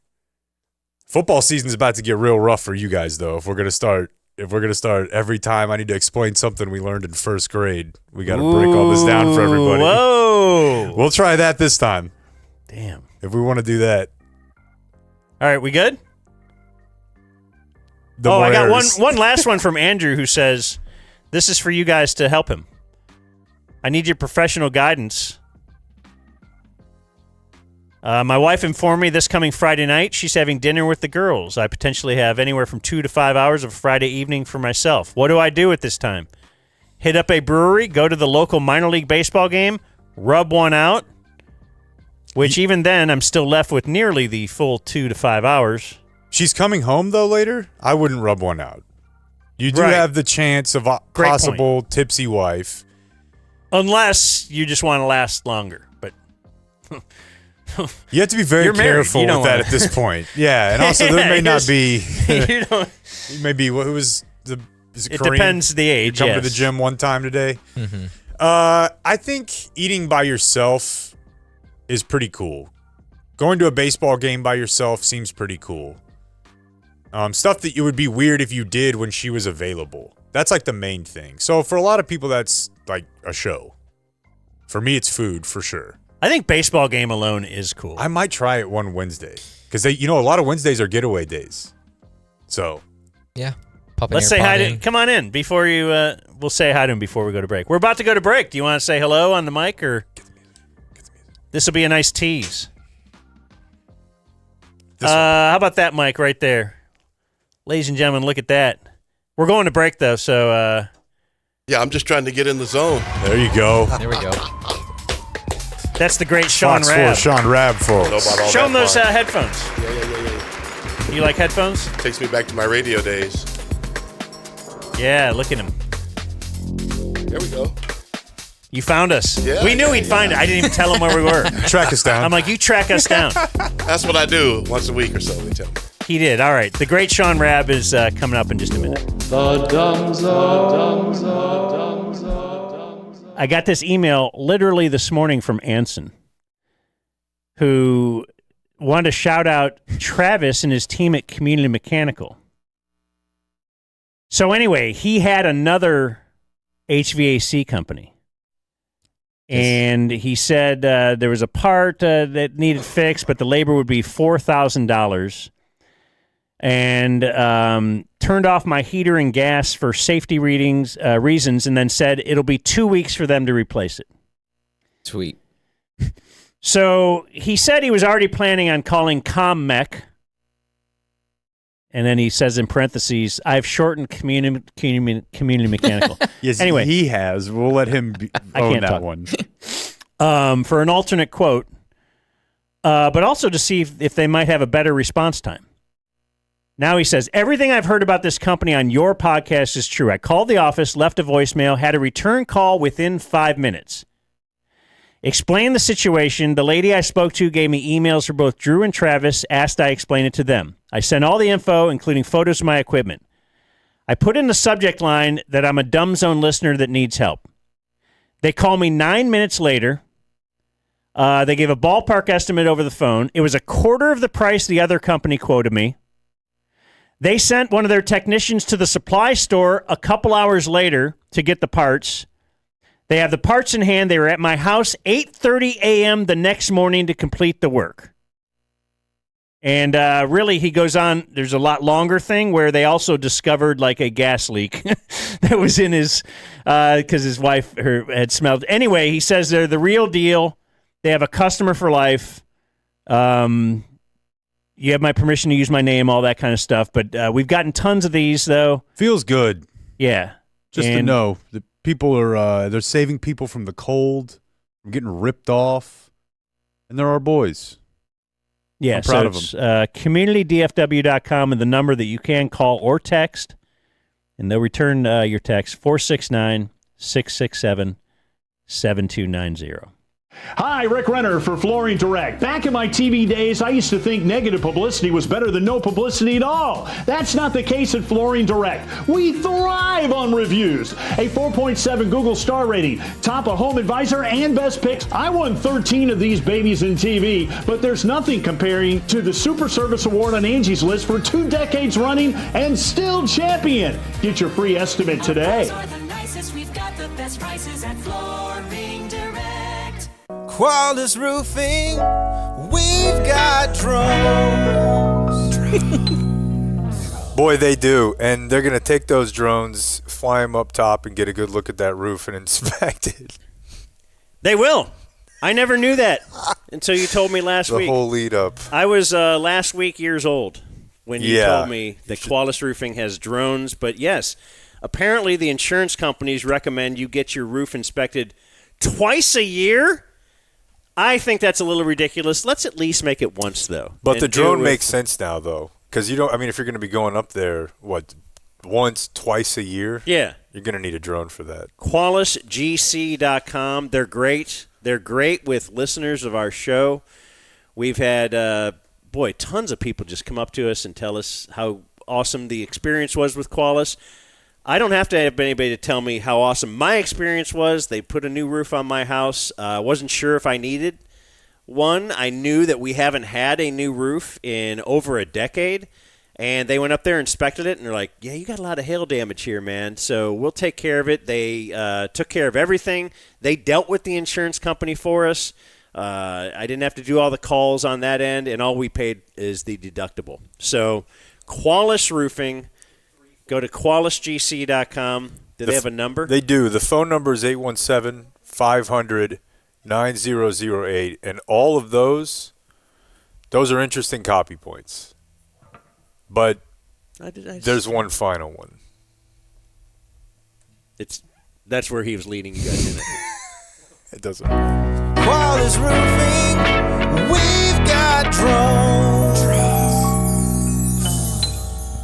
I just got rear-ended. Should I call the insurance company? It's always best to talk to us before dealing with the insurance company. Okay, but I don't think I can afford a lawyer. Don't worry. You don't pay us anything up front. No hidden fees, no surprises. Oh, thank you. I feel so overwhelmed right now. Before you call the insurance company, call Frankel first. Frankel and Frankel. Call 214 or 817, all threes. Let's get real. There's been a stigma around low testosterone and erectile dysfunction. At game day, we say any guy who walks in the door, comes in, and we shake his hand, come on in. There's no shame in your game. You know, we're going to treat you just like a brother. We're going to make you feel comfortable, and we're going to get you in and out of there as fast as you want. And if you think about it, half of guys are going to struggle with these issues, whether it's ED, low T, you know, over 1 in 4 guys are going to struggle with low testosterone at some point. It's time to just make this stuff normal, right? And at game day, that's what we do. Rachel, by the way, is in studio here, and during the break, did the worst thing she could ever do, which was tell us how, you know what, I should have jumped in on that Trident spot you guys did before, because I just had him out to, like, what are you doing? That's not great. everybody's That's the best endorsement ever. Most That's why people y'all are are not, the professionals. Most people are not pros. Yeah, this is the first time I've ever talked into a mic. I know that's not true. So tell us about Try It real quick. Why did they come out to your place? So Jeremy came. So of course I listened to the Dumb Zone, and I sent him a text message and said, "Hey, I bought a house, and I would like y'all to come and try to fix. I think it's off the tracks. There's an issue." And they came out and actually quoted out a new door, and it was a lot less expensive than I thought it was going to be. I was like, "Oh, okay, that's incredible." I ended up with a really beautiful door, and it's insulated. So the custom garage that I'm putting in will actually be protected.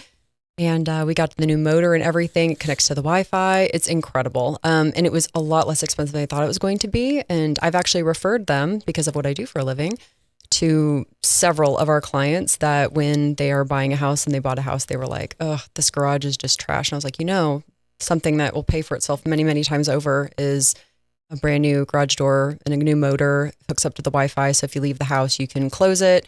And I'm so glad that we did it. It's incredible. So that's my little piece there. So thank you, Trident. Y'all did an incredible job. But breaking news, I take you now to Ohio, where the whole state is buzzing. They now have their first Buc-ee's has opened. Wow. In the state of Ohio, Channel 11's Megan Hartnett is on the scene. The Buckeye State First Buc-ee's has been open for about 12 hours, and the chain's owner says today's excitement shows a promising future for Buc-ee's in Ohio. I'm not even the biggest fan, but I don't like the idea of Ohio having it. I don't like the idea of any other state having it. And I concede, obviously, that there are a handful of them in other places in the South, but I don't like it. Did it start here? Is that dumb? Is that obvious? What do you mean by here? Do you mean Texas? Yeah. Yes, it's dumb. That's a dumbass question. Lighten up. Well, here's the thing. Can I tell you, I'm predisposed to be upset about this. He went to Buc-ee's for the first time 6 months ago. Yeah. I'm the asshole. His whole life, he's never been. He came away disappointed. No, I don't think he did. They didn't have tuna sandwiches. They had 800. Right. They don't have anything for somebody who doesn't eat meat. No, because it was started here. And Terrell. This is the dumbest thing you've ever said. No puppet. In the dumb zone, in the dumb zone, in the zone, in the dumb zone, in the dumb zone, in the zone, in the dumb zone, in the dumb zone, in the zone, in the dumb zone, in the dumb zone, in the zone, in the dumb zone, in the dumb zone, in the zone, in the dumb zone, in the dumb zone, in the zone, in the dumb zone, in the dumb zone, in the zone, in the dumb zone, in the dumb zone, in the zone, in the dumb zone, in the dumb zone, in the zone, in the dumb zone, in the dumb zone, in the zone, in the dumb zone, in the dumb zone, in the zone, in the dumb zone, in the dumb zone, in the zone, in the dumb zone, in the dumb zone, in the zone, in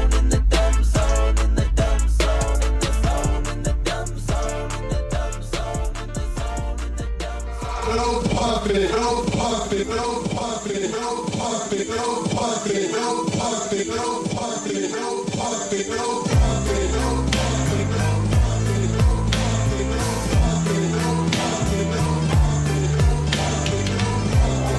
Puppet. No puppet. The puppet. You're the puppet.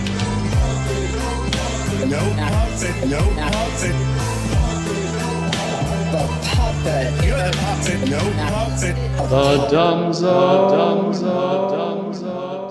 Did Tom ever tell you about my painting? No. Look at this. Ah, it's beautiful.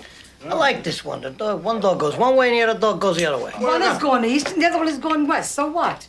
And this guy's saying, what do you want from me?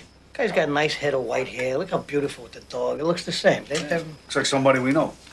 I mean, without the beard. No, it's him. Oh, it's him. Holy.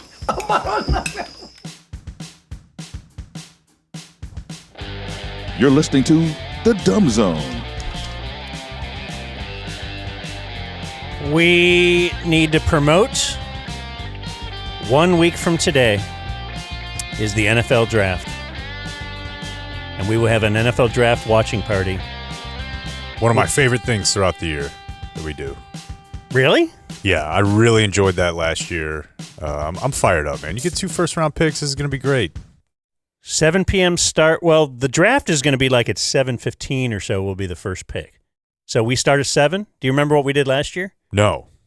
We'll figure it out. We'll be there at 7, though. Maybe Okay. a name game. So, yeah, tune in next Thursday for that. And this segment of the Dumb Zone brought to you by Frankel and Frankel. Even if you die in a car accident, we could help your living family get the bag. Frankel and Frankel. We don't want you to die in a car accident. Although, if you are like a premium subscriber and then that just was on auto, that might help us.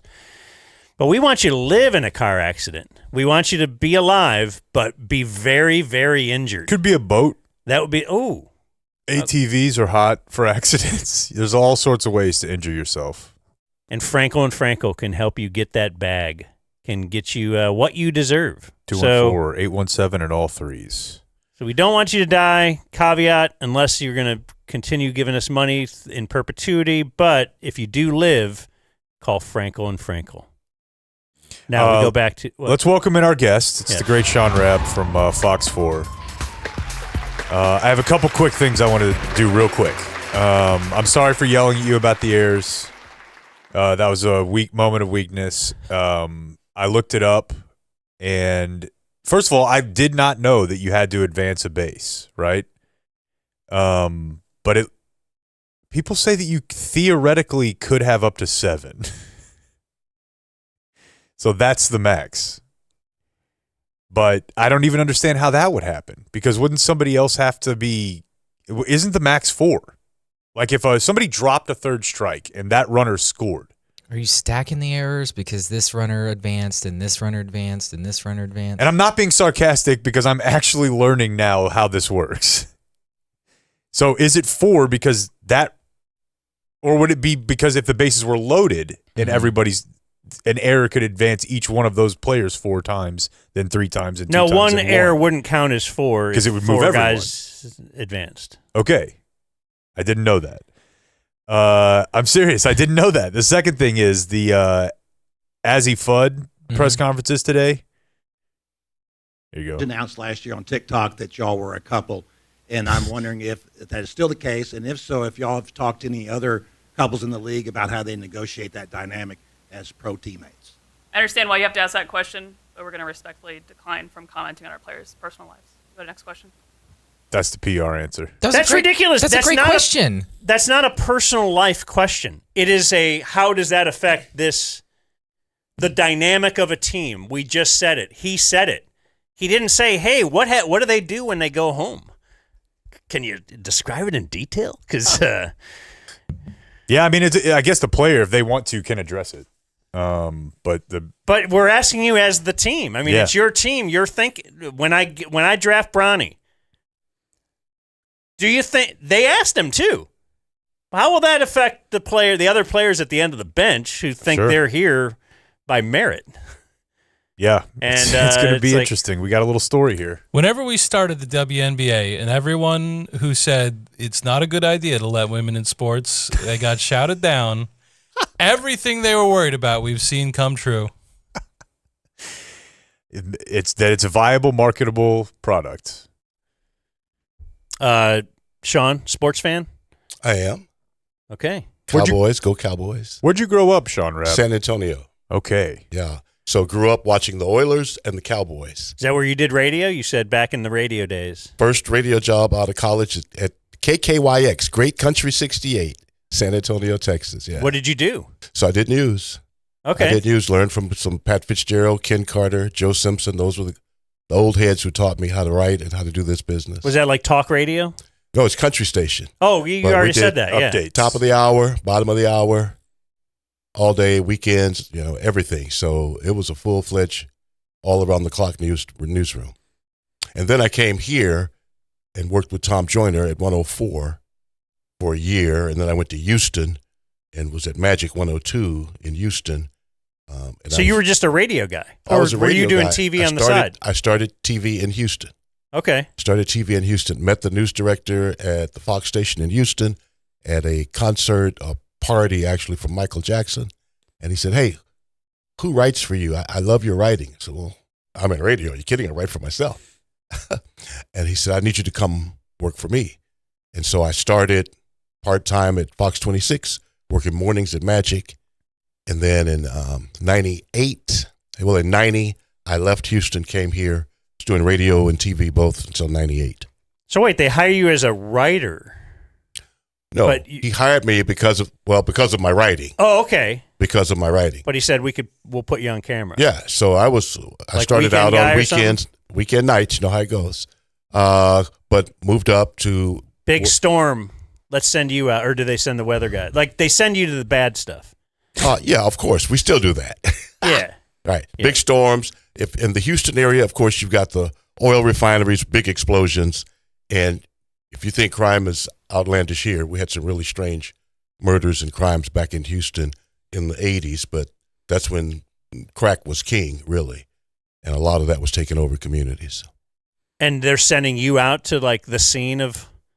Yeah, I worked on a show. You can't tell us from the newsroom, right?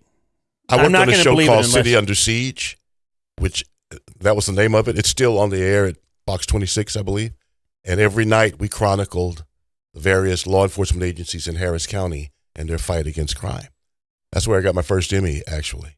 So when you were like little Shaun Rabb, what are you wanting to do? Like you were in high school and stuff. Are you knowing you want to be in media? I did. I did. And thanks to my grandmother, who would make me watch the news with her when I was a little guy. Uh-huh. Every evening I'd watch the news and she'd say, "You can be on TV. You can do that." And so you thought I could be the guy in the news, not like the guy committing a crime. Oh, absolutely. Okay, because that would also be a way to get on TV. Sure. Yeah. Easier. Oh, my. Yeah, I guess so. Easier, but ellipsis. So how did you okay, so now you get up here around 98, you said? No, 90. Came here in 90. It stopped radio in 98. I stopped radio. I came here in 90, KKDA AM with Willis Johnson, doing mornings there. I went to the various TV stations here and said, "Look, here's my tape. I want to get back in TV news." I started here filling in on a talk show called Insights when the host went out on maternity leave. At Fox? It was CBS. We were CBS back then. Okay, this is before yeah. We were CBS until Murdoch got the NFL contract and began buying stations in NFL markets. Okay. So some lady gets pregnant Yeah. and you're like, "I'm going to take advantage of this." They needed a host. Right. So I filled in. And then I was pressing the news director, Mike Sechrist, to give me an opportunity in the newsroom. TV is a great place. If they're looking for you, if they're not looking for you, you got to make them pay attention. Okay. And so there was a big story here, and he was like, "Okay, if you can find the people involved in that story, I'm going to give you a shot in the newsroom." And we did break that story. Oh, okay. So- Sorry. Little challenge then. Yeah. So now here I am. That's interesting. I didn't know that it worked like that. So were you ever like, "I want to be an anchor," or did you always know? Because it feels like that's the, I don't know, would you Progression. call it the cushier job or whatever? Right? You don't have to go out to the Not as often. the And- hood. You don't have to have bullets flying by you. You Correct. Yeah. Correct. And I did some anchoring, did weekends here for a few years. That's got to be a political game too. Well, you're either a great anchor or you're a great reporter. So which one is it? I mean, management makes that decision. And if you have a lot of contacts, if you're able to break stories, you're going to be on the street. So. And that seems like your bit, right? It's been good. It's been good. Because you do know, we were talking before the show actually about like your thing last night. That we were just wondering, do all police officers know who you are? Like all those, and who was the guy last night? Officer Buddy Calzada, Fort Worth Police. Oh, see, I didn't even see last night's, and I know him. Okay. From Trackdown, yeah. Yeah, but and that's how you introduce them. You're like, oh, obviously you all know Buddy. Right. Like the viewer doesn't need another introduction, but if you're just tuning in for the first time, I'll let you know. But it just seemed like you guys are like good friends, and I bet you if Shaun Rabb gets pulled over anywhere in DFW, that we're gonna let you go. You're good money. You're all right. Well, last time Shaun Rabb got pulled over, he had to pay a big ticket. So. Oh, no. What are we doing? Must have been a millennial or Zoomer cop who didn't know what he was dealing with. Did you ask for his badge number? No. You work for. I pay your salary. You like that bit? Yeah, none of that. Do you know who I am? That's for somebody else. So even during the break too, though, you're on the phone. You're setting stuff up. You're like, you know who Adam Schefter is? I do. Like the newsbreaker for that's his thing is like he's always got to be by his phone. He can't turn it off at night. No. Like overnight. Yeah. Stuff happens and people reach out. And so a good reporter, you want to stay plugged in. Your victory is in your sources.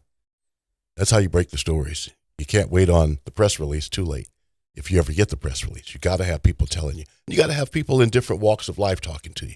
Now, I think one of the interesting things about your game is that obviously you become aware that sometimes people want to use you or they want something out of you, and maybe someone else wants to do the same, and they're kind of trying to play you. It's really you're kind of a psychologist, but in the field. Yeah, and you have to filter it, right? You have to filter it. One of the things I like to tell people is 98% of the time, what's presented to us is never actually as advertised. You gotta filter it because people will always leave out anything that might impact them negatively or not tell you the whole story. That's part of the job, though. I'm interested in obviously your crime reporting, right? You're right in the mix of things, and you're looking for people, bad people. Like, have you ever run into any sort of what level of danger has Shaun Rabb? Have you ever had somebody leave a note at your house or something that said, hey, be careful with this or that? Not at the house, but I've had mail come here. Back in the day before email, had letters come, sure. Because everybody is not going to be happy with what you're doing. And so there are sometimes some stories where you hear from other people. Did you have to go to the cops and say, look, I got threat? Yeah, we talked with them about it and then took the necessary precautions. Yeah, that's probably a time where being Shaun Rabb comes in pretty handy. Yeah. Who are you going to call? They're going to 911? Right. He's going to call. Yeah, he's They're got going to a actually concierge. take action. Yeah. I'm interested as well, obviously, you're a black man. The policing issues, particularly of 5-6 years ago, I was not locked into what you were doing at the time. Was that tricky at all to navigate when you're covering police a lot? You have to, these people have to trust you. You have to trust them, and that was a very hot time, regarding policing and race in general. Did you? I guess I'm just wondering how you navigated all that. Were there conversations that you had with anybody that sticks out, or things you learned from that, or that you taught other people that you could teach us? Well, let's go back even further. In the 90s, in Dallas County, there have been over 40 people exonerated who were placed in prison long terms in the late 80s, early 90s. Many of those trials in the 90s I covered. And I'm sitting here going, how could all of these men who look like me be guilty of such heinous acts? And then you learn they weren't guilty. And the fallacies, the weakness, the bad parts of the justice system. Fast forward to late 90s after the Rodney King incident, mid 90s to the 2010s, culminating probably with the George Floyd incident, that time frame, there was a lot of people killed, and it created a lot of acrimony in our society. And I didn't grow up with that. I grew up in San Antonio, grew up with police officers around us in our neighborhood, and never a lot of military, probably. Yeah. We've got 5 military installations in San Antonio. Very diverse, right? In fact, this moment we're in right now with Iran. When I was in high school, the Imperial Iranian Navy actually trained in San Antonio, the military. That's the kind of relationships we had with Iran before Ayatollah in 1979. So a lot of things, the dynamics of growing up there, different from my experiences in Houston and Dallas and what we see happen across the country. And it was very troubling. And I'm glad we have gotten past that window. We taught Save Our Sons, SOS is what we called it. And the idea behind that teaching to many families and communities, churches, was comply. Just comply and save yourself. Yeah. And then later go back and deal with it. Yeah, and that's all. I mean, I don't feel comfortable me having an opinion on how that should be carried out, but that is very tricky. That decision on which way to go with that. Do you have children yourself? I do. So the talk is Of course. That's the same sort of idea. Of course. What do they think of what you do? We always wonder if when you get a famous, well-accomplished dad, do they know you're a big deal? It's you're dad. respected. Yeah. I mean, can I get them to watch? You ever walk around the house playing the Trackdown theme when you like? No, the dad's two coming. kids got who did this? They won't tell us. They won't. Yeah. There it is. There he comes. How many kids? I have one. Okay. Well then, that's bad. It's Always obvious guilty. who did this. Who did this? We tracked him down I again. can't blame my wife. We tracked him down again. She'll get mad. What's like your worst moment on air? Do you have a worst moment? I've had some worst moments when I've literally, live TV is live TV, right? And sometimes there have been times when in the middle of saying something, you draw a blank, you just go blank, and you're live and you're out on some location and you're trying to pull it out of the clouds. Those moments happen because we're human. And I think the beauty of that is embracing that moment and saying, here's what I meant to say, or excuse me, and keep going. I think people expect us to be human and not robots, although the robots are coming. That's what we've heard. But go ahead. Piggybacking off of that, is there a story that has stuck with you? Because, I don't know, seeing you for the first time in here, I go back to the downtown shooter after the protest. And I remember I was up with you all night long. And your coverage was fantastic. You had insights no one else did, from the bomb bot, to whatever else. But when I see you, I go back to that time. Is there a story that kind of stays with you? That one. Yeah, it's got to. Yeah, and we were talking earlier about sources. You got to have people who trust you. That night is really what that was about. I mean, I was eating dinner with my family when I started getting text messages from police officers. We got officers down. We're catching this, blah, blah, blah. And I hadn't gotten contacted by my desk yet. And this was all happening. I was off that night. I was home. And as the text started coming in, I told my wife, see you later. And all night, people were sending me information, and we knew what was happening as it was happening, real time. Because, again, over the years, they've developed that relationship of trust. That's all those years. That's like the team. Like that's why we ran up that hill in the spring, right? That's why we lift all them weights. That's lifting weights for years. It pays off, right? Yeah. So that story, obviously, mm-hmm. And even as the anniversary rolls around, every year you start thinking about it before it gets here. Yeah. Have you ever thought about writing a book at some point? You've lived a life. I have. Right? But I haven't thought about writing a book, really. I have some associates, Jim Schutz, you guys know Jim, who worked at the Times-Herald and Morning News as well, Observer.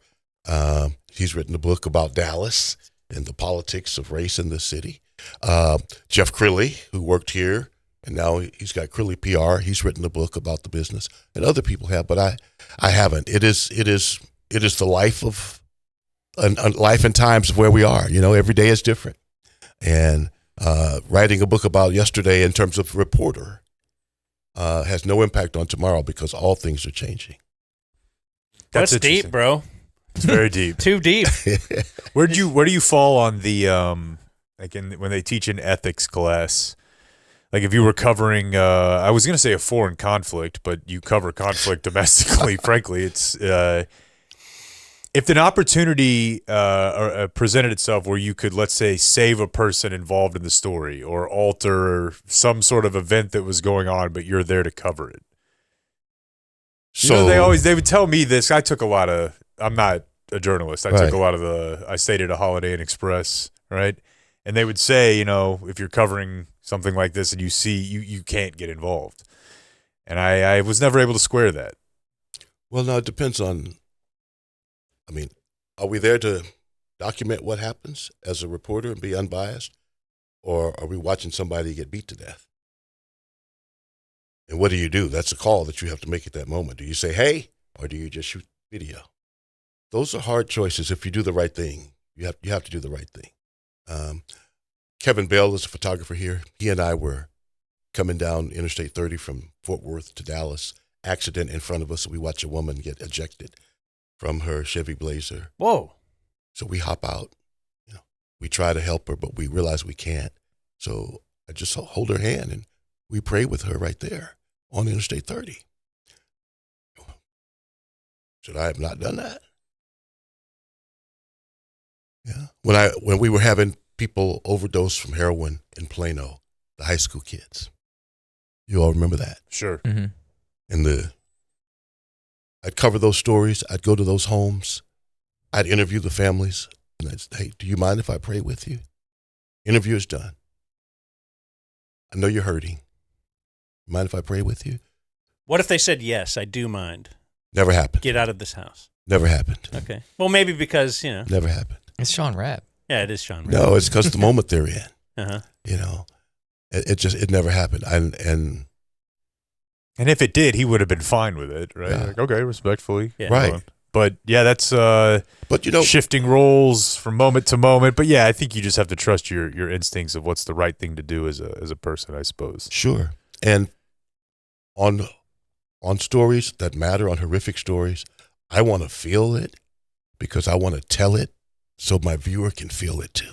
That's interesting too, because you'll hear people talk about being desensitized, or in some ways, just it's the you want to be gallows, removed, right, to do the job. But I want to feel it. I want to feel it, and that makes my storytelling better, my reporting better, because I want you to feel that same pain or did anyone grief teach you that? Or is that something you just that's me. Over time developed? Like, yeah, that's just me. I mean, from early on in my reporting, I would feel some kind of way covering these events, and I would think about it after I take it home. And for me, I think feeling it and then being able to express that or try to share that emotion with my viewers in my reporting, that's kind of cathartic for me in that moment, right? But if you don't feel it, if you're covering a school shooting and you don't feel that, you're covering a mass shooting at a church and you don't feel that, you're covering 3 people in a convenience store shot down, murdered, you don't feel that, then I think you need to feel it. yeah, it's interesting. I mean, you would almost hope if you were a cop, you didn't feel it. You don't want emotions running high as far as that. You want them to be much more objective. But can I tell you, many homicide detectives live and breathe it. It stays with them till they can get to what's called tab 7, where they close the case. It stays with them until they can make an arrest, get that case to the district attorney. That's like Dutch. Yeah, because strangling the cat. Yeah, because it's on the shield. The classic, I always mention this with Dez, but I mean, how much are your emotions fueling your drive to do your job? So if you stop caring about it, that maybe the pro is you're not burdened by it, but you're also not as driven to take care of it. You ever watch The Shield? I watch a lot of The Shield, Blue Bloods. I was going to ask, like The Wire. The Wire. Like yeah. any of those hit the most accurate as far as realistic. The Wire, I was wondering about because city politics and whatnot. There's a whole season on the newspaper. Yeah, The Wire is pretty accurate, I think. Some of them, and again, it's a TV show. Yeah. And so they have some leeway. They have some license in how they tell the story. Some of it, you're looking at that going, that would never happen. Right. That could never happen for real. Nobody could get away with doing that, Yeah. Well, no, we do that same thing when it's a sports movie or a. Oh yeah.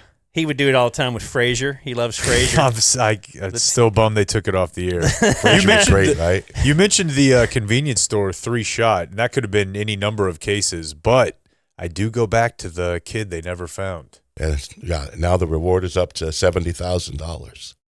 We mention him all the time. 75, and I'm starting to look. And the dad, yeah, right. 70 is just not enough. We get interest. Okay, because it was a situation where the dad turned himself in and sort of took a rap a little bit.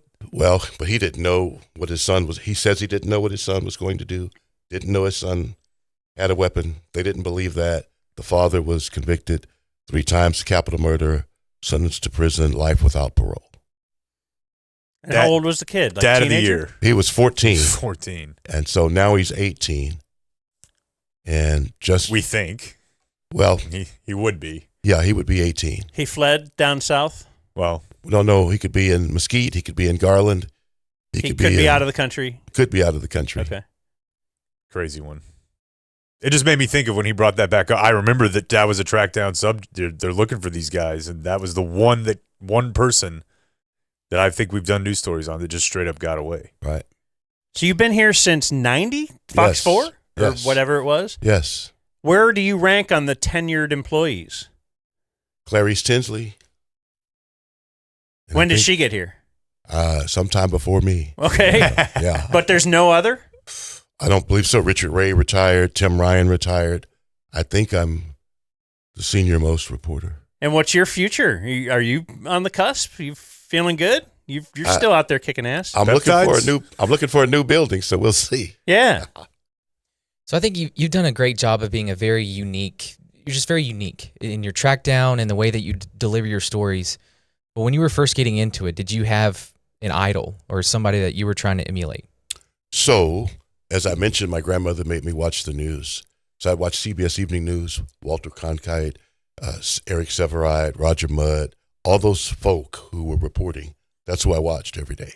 And then I'd get in front of the mirror, with the butter knife and emulate. And I had one person many years ago tell me, don't try to be like them. Just be yourself. Learn from them, but just be yourself. And that was my news director in Houston, Will Wright. And he'd come from Philadelphia to Houston. And that was something that stuck with me. So I just I'm talking to people when I'm telling my stories. Yeah, because I think the stand-up reporter, they're all trying to do the same thing. It's, you're very buttoned up, you're very squared, you want to deliver the details, almost not have any emotion. But that's not the vibe I think the viewer gets from you. Like you said, you're very invested. And that's rare, I feel like now. Well, I appreciate you saying that, but I think that for me anyway, I want to feel it. If it's grave, if it's heavy, I want to feel it. I want people to understand that. And whether it's a local story or whether we're talking about, the war in Iran, or I want people to understand what's going on and feel something about it. And that's not being biased, right? That's the one thing I refuse to do is be biased in my reporting. I want to tell it all, tell both sides. It's not my place to make a decision for you, but it's my place to give you the facts and even give you the emotion when I can. So being not biased, or attempting to be that, it feels like you're a news purist, right? Like the old school news purist. Whereas now it does seem like news for profit is a huge thing. It's just whether whoever it is. Right. So how do you just feel about the news and just the world and the way the news is viewed, and just screaming at you that it's fake news if indeed somebody doesn't like what you're actually saying? Because there's a lot of mistrust about people like you. Of course. And so I have people who are both Republicans and Democrats who call me, which means they think I'm a fair reporter. I have people on both sides who either cheer or criticize. And if that's happening, good, because I'm walking down the middle of the road. And that's where I want to be. That's where I want to be. I think that there's a lot that's changed in journalism and in news, and a lot of it has to do with citizen journalists and social media, because everybody puts the phone up and everybody writes a story, and sometimes the facts are all wrong. And so it's changed. The immediacy of it is right here, right now, which causes news outlets to be the same way immediately, as soon as possible, right here, right now. That's where the viewers are. Which is not always the best way to tell the accurate story. Right, you have to get the facts right. You absolutely have to. But yeah, the citizen journalist thing, the problem is that that's what's remembered. Their version of it tends to get remembered, and you could be like, yeah, well, actually that's, he had quite a few things wrong, but the story's now out there in citizen journalist form, so. Right, and not even citizen journalists, just, I'll take it down a step further, just people putting up their phones and saying, here's what happened. Yeah. And it's not all the facts. But you're right, it's out there. All right, well. I wanted to, last thing from me, your sign off. There's a pause. Has that developed? Have you always done that? I've done it since the Darlie Routier trial in Kerrville, Texas. Okay. So a long, long time. Yeah. Yeah. What's that? What's what? That particular trial you mentioned. Ooh. Okay. Go ahead. Mid to late 90s, Darlie Routier calls 911, middle of the night, says someone has broken in, said they stabbed her 2 sons. Her husband is upstairs asleep. They were downstairs on the sofa sleeping. Rowlett police arrive, do an investigation, ultimately charge her with capital murder for the killing of her 2 sons. The trial takes place in Kerrville, change of venue, and she is found guilty. And I spent 6 weeks in Kerrville covering that trial. And she is found guilty. She has no date. She's on death row. But it's a trial. It's a case that is often on Forensic Files, which is another show that I watch a lot. You can see it's kind of boring life over here. I love it. Watching film. Yeah. But there's so many, many people think she didn't do it. Other people think she did do it, and there's a big movement to free Darlie. Darlie didn't do it. So it was that case. What do you think? That she was convicted by a jury in Dallas County. That's what I think. Okay. Yeah. Is there any relation to, like you said, the pause started then? Was there some reason? It was just cold as ice, literally, sleeting, standing outside the courthouse there in Kerrville, waiting to do a live shot, and it was just bitterly cold. And it just kind of fumbled out. But it stuck. And then you're like, that sounded pretty good. Little hang time there. Yeah, let's just give him a... So 2.5 seconds, though. No 3-second violation. Love it. That's like the Key and Peele 3 pumps. It's like, no. We stop. We should do that story one day, the Darlie Routier story. Man, I guess. It sounds pretty funny. Do you have a whole series of moms who killed their kids that you'd like to fill the summer with? No, Dina Schlosser? Didn't she cut their arms off? I don't remember that. There's something... Just a local conspiracy and a huge story here. Okay. I'm in. If you want to make it You're our resident conspiracy guy. Let's not act like this is like not Iran new. Contra. This is a murder trial. Do you think we went to the moon? Let's just get your... While we're doing this. Yeah, Well, since you brought that up, I absolutely think we went to the moon. Okay. Yeah. Well, what I think is that the government said we did. Sure. And no, I was just trying to do your a Dallas jury convicted her. Do you want to join us for our news? Yeah. We are offering you the exit. An exit ramp right now. But otherwise, we're going to do the news, then we're going to do today's birthdays and end the show. We won't be and mad stuff. at you, But though. if you want to at least stay for the news, that'd be great. Well, I love the news. You do. This is Shaun Rabb. Joining us for the news. It'll be brought to us by HelloFresh. Now, you can tell him about something. Fresh. I will. I'll tell him that HelloFresh takes the burden of having to go to the grocery store and plan out your meals off the table. They are going to deliver these meal kits right to your door. But you do get to cook them. So if you're someone who enjoys cooking, the communal experience, you can do that at home, but you don't have to go buy like a tiny little bit of lemongrass or something. It comes right there for you, so you're not out hunting for it. And you can get a deal right now with the Dumb Zone at HelloFresh.com/DumbZone10FM. That's 10 free meals and a free NutriBullet Ultra Plus 2-in-1 compact kitchen system on your third box. Free meals applied as discount on the first box. New subs only, varies by plan. Disclaimer, must order the third box by May 31st, 2026. Go get some meals. Shaun Rabb at HelloFresh.com/dumbzone10FM. Here's Jake with the Dumb Zone News. All right, we're about a month away from graduations, and Plano ISD has announced a plan to use artificial intelligence to announce student names at all high school graduation ceremonies next month. Why? So the way What do you think of AI? What they Shaun Rabb? say is that they're trying to do this so that the name will be read correctly and that the individual will be respected.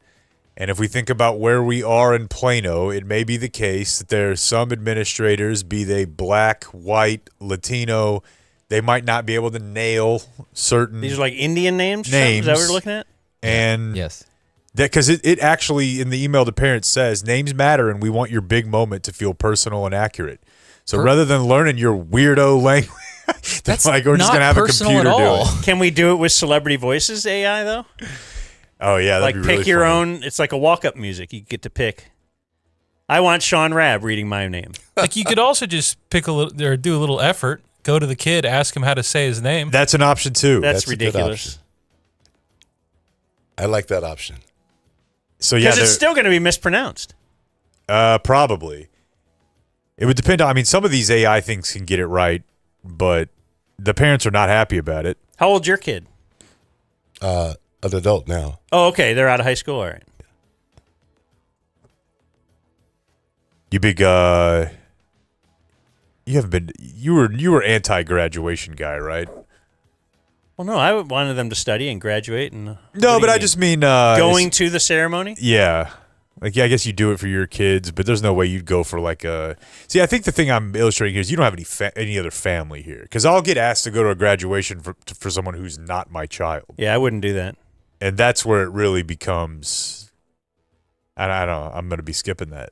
It was bad enough I had to stay from M through Z. Because I had friends. Who was it? He's been in studio with us. But their Last name name Z? Their name was like the last name was like a C, and then they left. And I was there another 3 hours, and it was the COVID era, so it was outdoor stadium.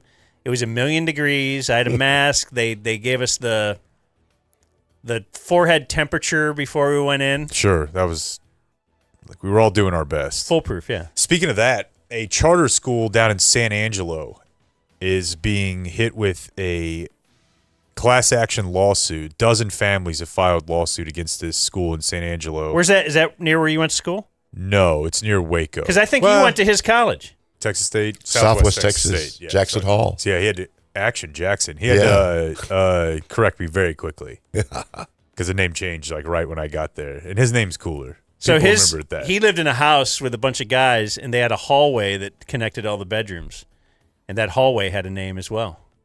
And a photo of Arsenio Hall. So, thank you. I thought he'd like it. Yeah, I appreciate it. You did the Action Jackson things? Charter school in San Angelo. And I do this story because this is potentially going to become more of a thing as the voucher thing takes off. We know about these schools that are sort of popping up that are sports schools that magically cost exactly $10,000 a year. But this school in San Angelo put 20 kids in the hospital after a conditioning punishment. What was it? It sounds a lot like when was it myocarditis? It's the push-up thing. If you make somebody physically just do push-ups until they can't. Oh, a few years ago. That's what I'm saying. Lady in Rockwall or something. Correct. And we had Fox 4 might have had her on because she went to the news. But yeah, there's 20 kids got put in the hospital because of this. Organ failure. Then the school, of course, tries to cover it up, which is way more common in a private school. The cover-up? Way more. But they had 20 kids hospitalized from February 27th to March 2nd. Wow. Sounds like they're weak. Don't you think he'd stop after the first one? Right. Sounds like he's weak. Yeah. Everybody's can't win in the hospital. Getting filtered out here. I'm laser focused on winning. Can't win in the hospital is a good one. A story that I'm positive Shaun Rabb has seen today, but a Dallas police officer in a little bit of trouble. He was arrested Tuesday evening. He was in a city-owned vehicle. Now, it doesn't say that it was a marked lights and siren black and white, but it does say he was in a city-owned vehicle when he attempted to solicit a prostitute. I saw this story on Fox 4, yeah. I think it was unmarked. It was.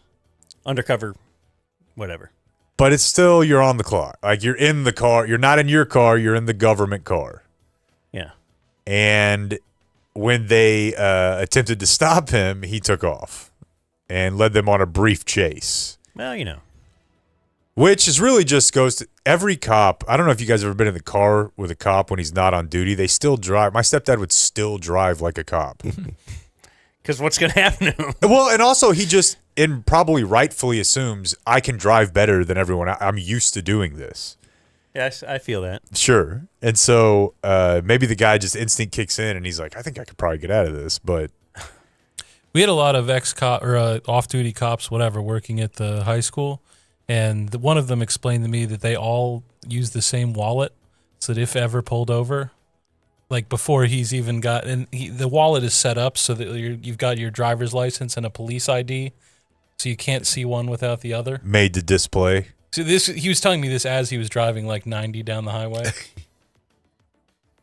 So yeah, this guy was he was taking off, not pulling over, and then right around the time that the police were going to let go, he stopped. They were going to let him take off and let somebody else pick it up on the freeway. It was about to become a real speed chase. And so did he ever get a lady, or he was just propositioning her?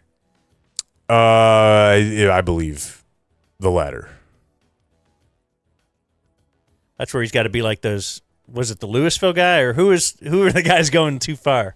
The Louisville police was making sure they gathered all the evidence. Yeah. We're not going to lose another case. We got to go back into the massage parlor. That's right. Just to make sure. I wasn't really sure if she did that. I have a little bit of news regarding our former employer, Hawkeye in the Morning. The country music station, the morning show over there, their show is auctioning off a guitar. It's a guitar that apparently has been sitting in the prize contest at Cumulus for years, and it's signed by Taylor Swift. Oh, they just happened to find it and like, whoa. Their current promotions director, who I've never heard of, they've probably had 10 since we've been there. Well, let me tell you this. At New Country 96.3. Well, I'll bet you Hawkeye would probably check Taylor Swift's autograph against this, but yeah, there are a lot of guys who have been in and out of that prize closet who might have just signed it Taylor Swift. So they did have it authenticated. Also, Who are you hearing this from? Hawkeye. Has he always master been of honest deception with you in his dealings? He has made fake websites. Do you know Hawkeye? I don't know. Are you aware of his existence? What was it back in the... He said it was the 90s. No, I know he did a fake Homer call, but he was doing something like... The Redskins, No, Eagles. It was like, PETA...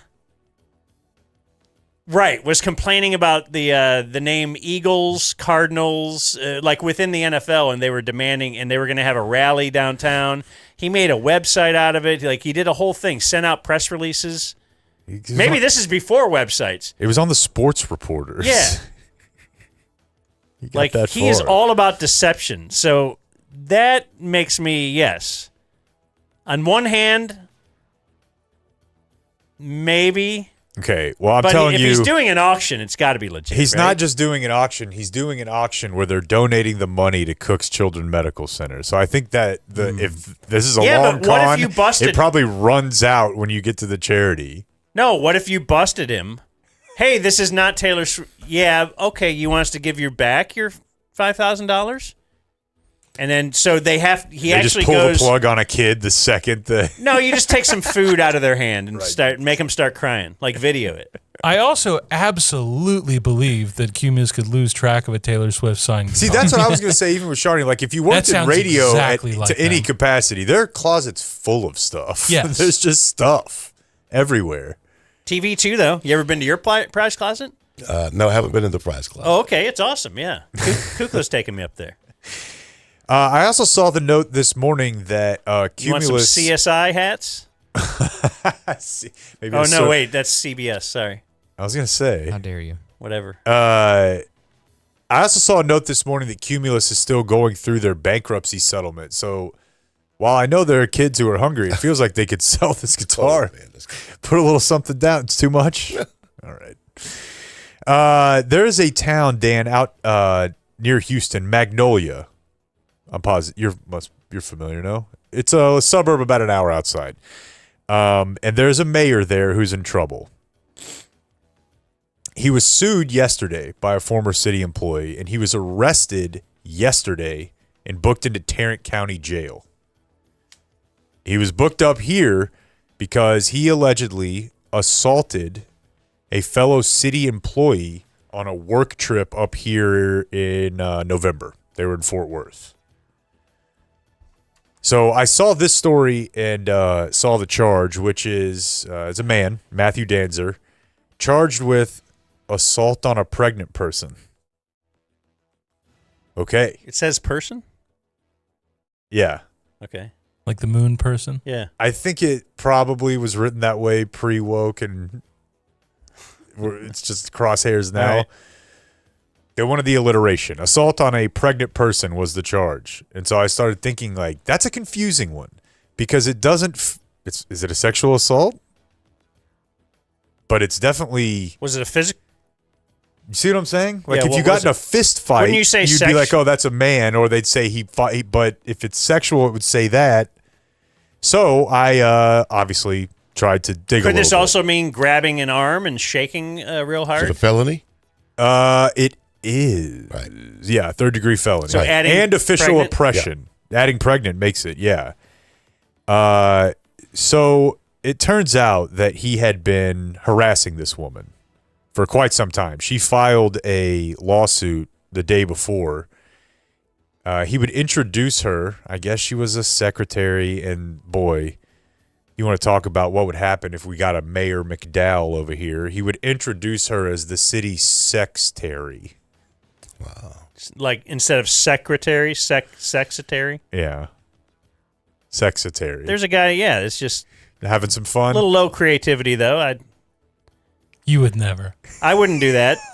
I feel like he would. But would he give her a nice open palm slap on the bottom to let her know she's doing a good time?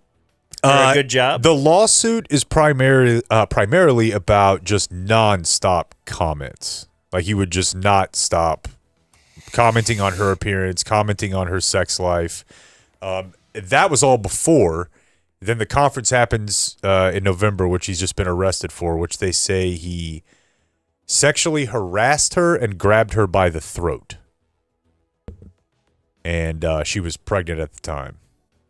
So that's what... Back when you got in the game, they were telling you that's part of you had to do that, right? Harass the ladies in the newsroom. No. Oh, no? Okay. But it used to be more prevalent. There Did they certainly ever, has been a shift, though. were you ever in a newsroom where they were smoking? Yeah. Okay. Back in the day. I mean, but That's the every one TV thing show, you wish they'd bring back, right? Every TV show also, right? Yeah. You know, every TV show. Smoking on set. Hell, I'm sure somewhere in Fox or CBS's history, right? They've got those archive tapes down in the basement. Dudes have a ashtray right on this new set. Don't you think? Somewhere. Probably somewhere. Haven't I seen like Mike Wallace video of... Oh, yeah. There was a sports guy in San Antonio named Dan Cook. And Dan Cook would sit there and ashtray, and you'd see the smoke coming up. We'll be right back after this brief timeout. I love it. Blake, a horse therapy company No. in Argyle Great. is back in business. What do you mean? after- Like your horse is depressed? I wish, but no. I think it turns out it's like TC didn't quite do horse therapy, but did you know that when TC was a bad kid, and they do this with bad kids, they'll make him go take care of a horse to Okay. It wasn't a learn. full-sized horse. But I think it's part of a Miniature bad. horse. Yeah. But this, they'll use it for autism, this and that. Do any of these bad kids end up abusing Sean, these if you animals? allow me, it's an extremely white person news story. I mean, it's equine therapy. Okay. It seems like a bit much. Okay, so this could have gone in a lot of different directions, but you're saying this place allows people to come and take care of their horses? And you ride them and you form a bond with them. Like there's some level of But I see what empathy. Blake's getting at. Because I have cleaning therapy at my... what a grift. Right. I have lawn mowing therapy. Here, kid. Yeah, come... I mean, every charity's like, kind of living off that, right? Like, wouldn't it feel good for you to help us out for free? Yeah, I guess. Yeah. All right. And we also have a couple brief updates here. The prostitute alleged in Godley was arrested. Oh. So did a great story with David from Fox 4 where she wore the Stars jersey in that news story that she was David wearing. will go casual on you, though. He's poncho guy. Yeah, but just jeans. Yeah, but he's out in the field. Yeah. I think that's how it should be. I don't know. Why would they Shaun beat us? Rabb doesn't do that, man. I know, but... Is there some reason there, too? You're always in a suit, man. Yeah, it's a different generation. Dude, and that's all that is. This is the way Yeah. you're going to do your job, and you are not I'm going into somebody's home. I want to look a certain way. And however other people dress, I'm cool with that.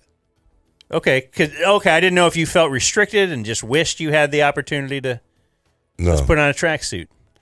Let's like NBA coaches, they switched over during COVID. They did switch over during COVID.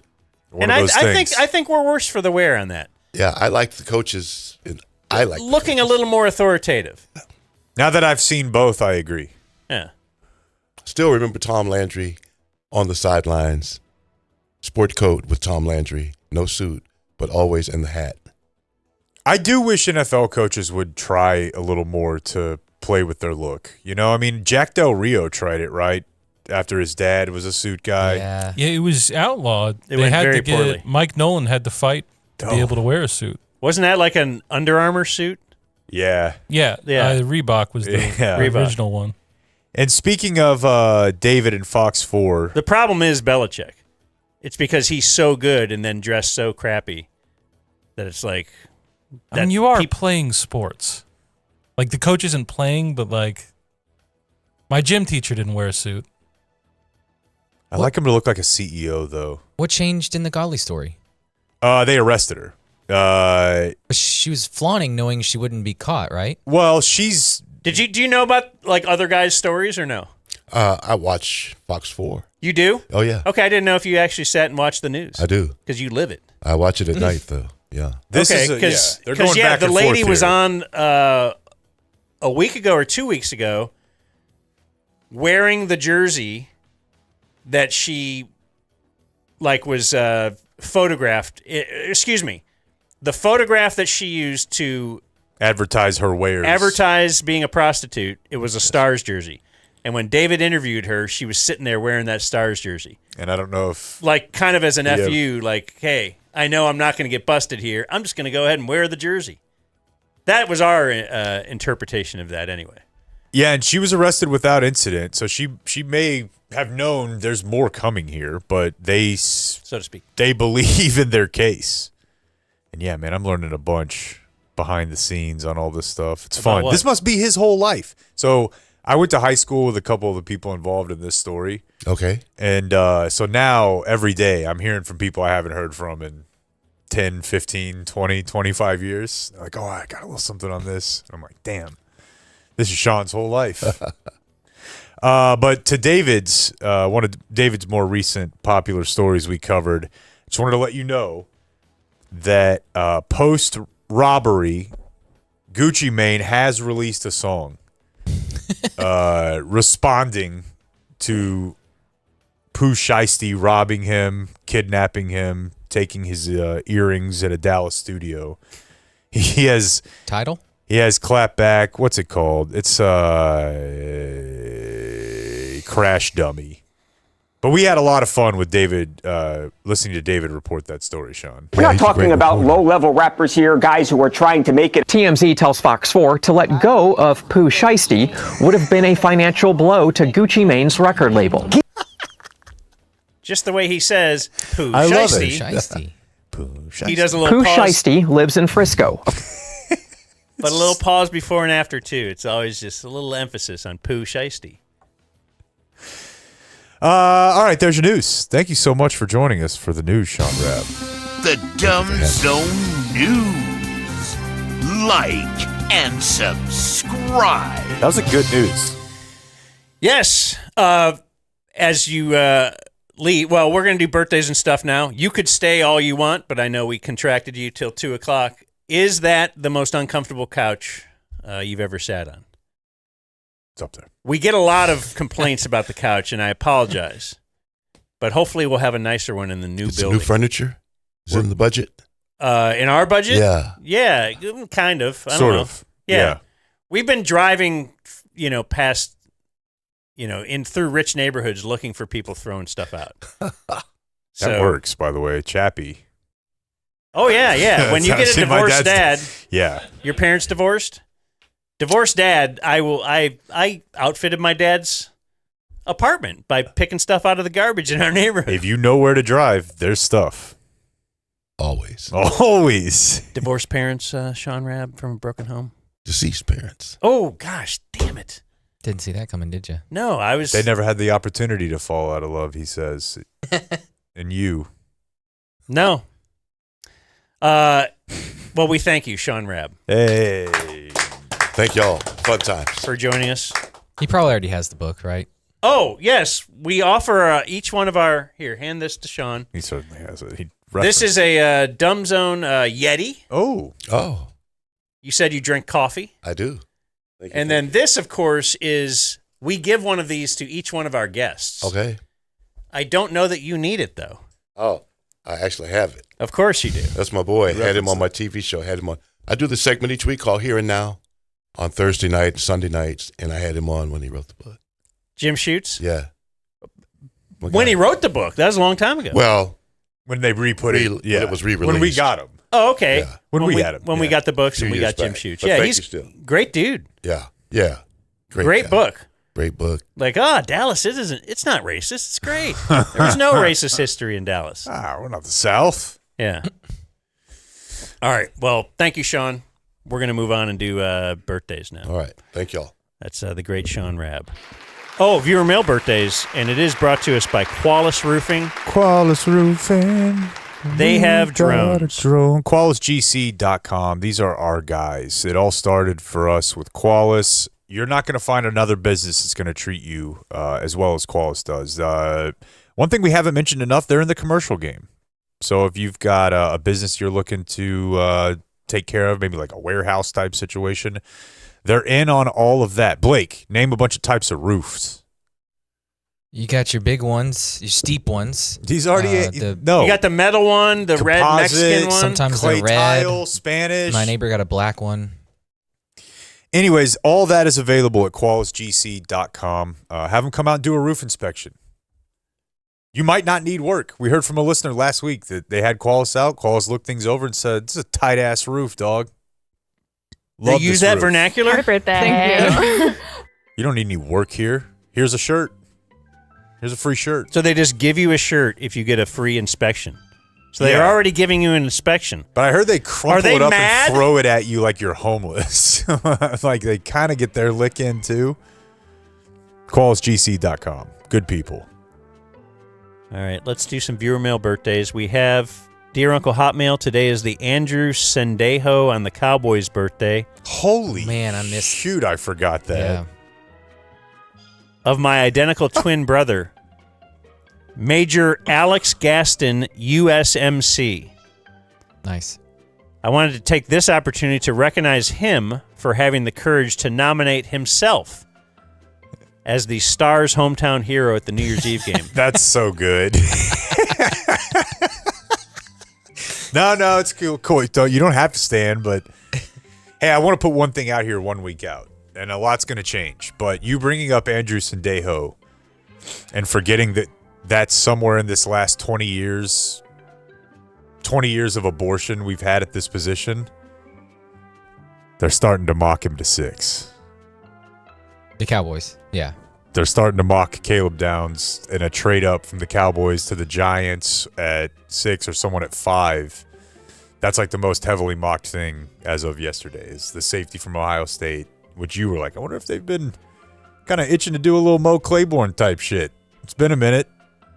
12 and 20 for 6? Yes.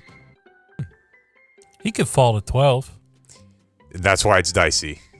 That feels very... You think they'd do 12 and 20, or would it be like 12 in a second? The mocks have it as that's what it's going to take. Well, they don't have a second. Good future. But if they take a safety... 20 to move up 6 spots is... 6 spots, yeah. That's terrible. It's overpaying. And That's it's overpaying an awful also for a position that people say you're not supposed to draft high. But, man... Good player. If you ever need an expert on flying the AH-1Z Cobra attack helicopter or a chiropractor, let us know. Never punt. Always play Zeke at center from Sam Gaston. Dear Uncle Dumbzone, please Can I give just say if Top Shot like actually ever popped, do you remember the idea was you'd be able to have like it on frames in your house? Yeah. You'd have an NFT of Luka hitting the 3 against the Clippers and it would just play like a poster. That actually seemed kind of cool to me. Like you walk into a dude's sports room and it's like, oh, damn, you have Shaq breaking the backboard. I would centerpiece Zeke at center. Snapping the ball at that, getting blown up. Well, have you Final play of the season. Have you seen People would this? be like, holy shit, dude. They'll have a picture up and they'll have a QR code at the bottom right, and you can scan it and like see the video or hear the. That's interesting. It's a bit I cumbersome. thought that was interesting. But I don't hate it. But yeah, Zeke that should what live year was forever. Zeke? Did Shoddy have something to do with that play? Yes. He would have been an analyst. I thought that was Bones. No. Yeah, Shoddy wasn't. Analyst. The Zeke center play? Yes. I bet you $1 million he wasn't. Boy, Shoddy apologist all over that was there. Bones. It's McCarthy. I mean, know. obviously there's some. Shoddy worked for McCarthy.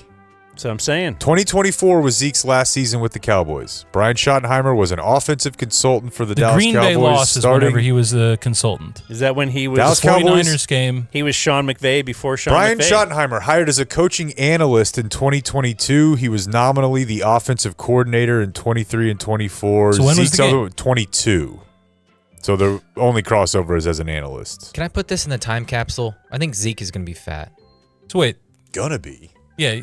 He's already fat? Can we get an answer? He was not an analyst for that 49ers game. For 22? The game might have been played in 22, but it was a 21 season. He was not an analyst for the 49ers game. Sorry, I don't mean the... Well, let's find the out. show can continue. No. Please give a birthday shout out to DF Keaton. It's not his Cooper Flagg birthday, but that's close enough. He says you guys are his favorite manosphere non-sports podcast. My leader is canceling my birthday party when I discover my 2 benefactors won't reluctantly have a threesome with me. Yeah. That can be tough. Whom amongst us? Right. Jim Nantz voice, how about that? How about that? From DF Brian. How about that? San Francisco game, my friends, took place in January of 2023, the end of the 2022 season, in which Brian Schottenheimer was a coaching analyst. You're fighting him, not us. All right. No. I know. But he wins. That's the point. I don't know that he drew the play up, but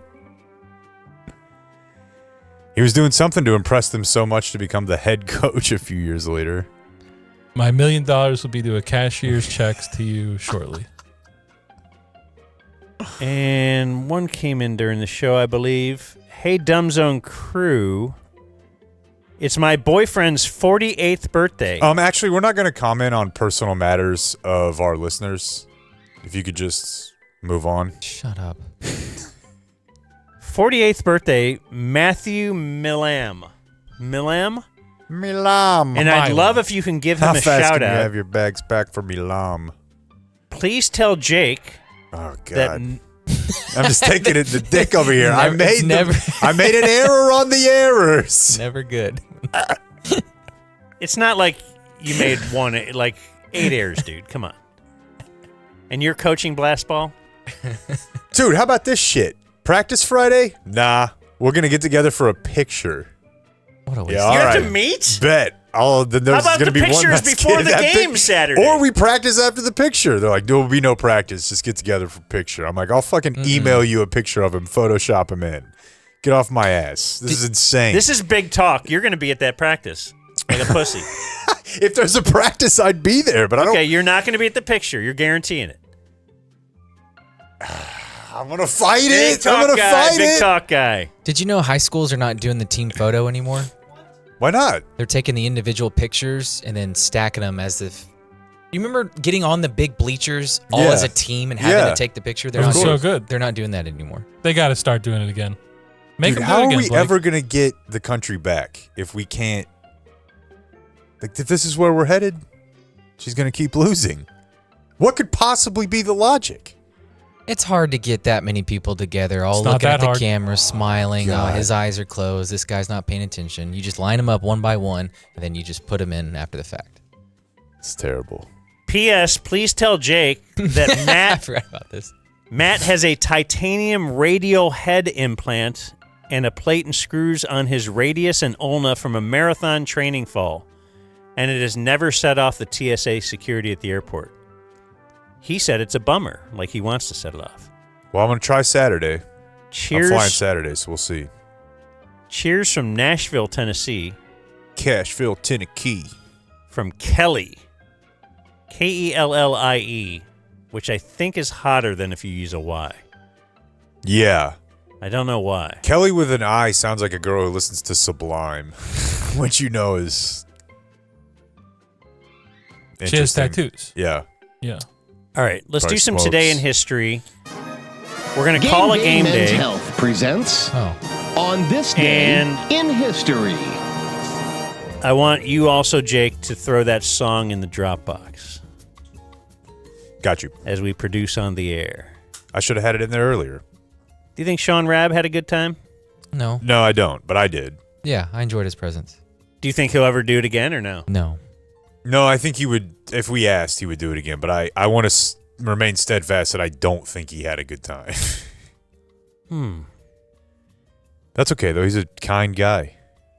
There were That's times probably he enjoyed why it. he didn't have a good. Like he realized we're not his people. I think so. Like I think especially so. me. He doesn't like me. It's a comedy show. He likes Blake. I think he loves Blake. Mustache. That's true. Yo. There's definitely something to The old- that. The advice. GameDay.dumbzone.com. We're going to call Game Day right now. We're calling the... Oh, nice. What's the Rowlett location today? Aaron Gathman. I bet it's more of a flow in his name. Like Ostensibly, if Darlie Yeah, Routier's that on the- if Darlie Routier's husband would have been going to Game Day, he would have been keeping that thing happy, and then it's Was in she from Rowlett? That's Yeah. what he said. Yeah. Okay, let's ask Aaron about that. If are you going to let it dial on the air? Are you going to play the little thing? No. I want to hear it. I'm still kind of fascinated by Blake's, like, we're all trying to, how are we going to do fun summer content? And he's like, what if we just studied all the women who killed their babies That's in not. DFW? That was a huge story that we could educate Dan on, and then the people think she didn't do it. People think they did. Hi, it's Hi, Game Day. Hi, with Game Day. Oh, hello. Hi, how are you? Good. How are you doing? I'm good. What's your name? Micaiah with Game Day Men's Health. Micaiah with Game Day. I'm Dan. I'm Jake. Hi, Dan. Hi, Jake. And we got Blake here too. We're doing a program right now. We're doing a show. Oh, okay. And we are promoting Game Day Men's Health on our little show. Our show is called The Dumb Zone. Oh, okay. I've heard about you guys. Nice. How so? Social media, really. Social media stuff with Game Day Yeah. Men's Health. We have a Yeah. special website. It's gameday.dumbzone.com just for our listeners to go there to get 10% okay. off the TRT for life. Do you guys do TRT at the Rowlett location? Yes, we do, and we also offer 10% off to anyone who listens to you guys' podcast. 10% off? Everything. Yeah. For how long? Yeah. How long? Is this just for like a week or so? For as long as you're here. Whoa. What's the employee Yeah. discount? I'm not really sure. I don't really use anything here. It's not called Ladies' Day, Well, no, Men's no, no. Health. I'm just- Not bro. Michaela. Listeners get 10 and employees get 5. It's pretty good. Yeah. Well, we want to have more than the employees, is what Blake Yeah. is saying. I want to be special. Our listeners, yeah. Anyway, what do you think? They're special. If they come here, they'll be special regardless. What do you think of Aaron? I think Aaron's great. He's really nice. It's not what we've heard. Oh. Yeah, he is a really nice person. Very chill, laid-back guy. He's not up your ass all the time, screaming at you. No, never. Close the deal. Yeah, no, he's Get never him like rocked that up. ever. Are you the one that gives the shots? Yeah, I give the shots. I also can create your appointment if you like me to. Okay, where exactly are you guys located? I know it's Rowlett, but for those that want like a landmark, are you anywhere near the Rowlett 9/11 Memorial? No, but we are near like a Target. It's off of Lakeview Parkway. Our location is 3705 Lakeview Parkway. There's a dart station over there, too. There's a dart station? Yeah. Yeah, there is. Could you walk from the dart station to Game Day Men's Health? Or is You it too could, far? Yeah. You gotta No, you could. I could see the dart station out of my window. What do you have there to, besides yourself, that men would be interested in going? Like, do you have TVs there? Yeah, we have TVs here. We have all of the snacks. that What do you have can on the eat. TV? Is it like The Young and the Restless and other... I love snacks. Or is it we like have mostly sports? sports. Sports. Yeah, sports, yeah. Guys love that stuff. Now, when there's golfers, do they have both arms? I would hope so, yeah. Yeah, Well- the golfers do, not the reporters. And if they don't, that's fine. Yeah. Did you hear about the Wings? No. Well, the Wings are a women's basketball team, professional team in Dallas, and they have a player they drafted last Okay. year, their best player, and then this year they were drafting another player, and they drafted her girlfriend, Oh, are you talking about Paige? Paige.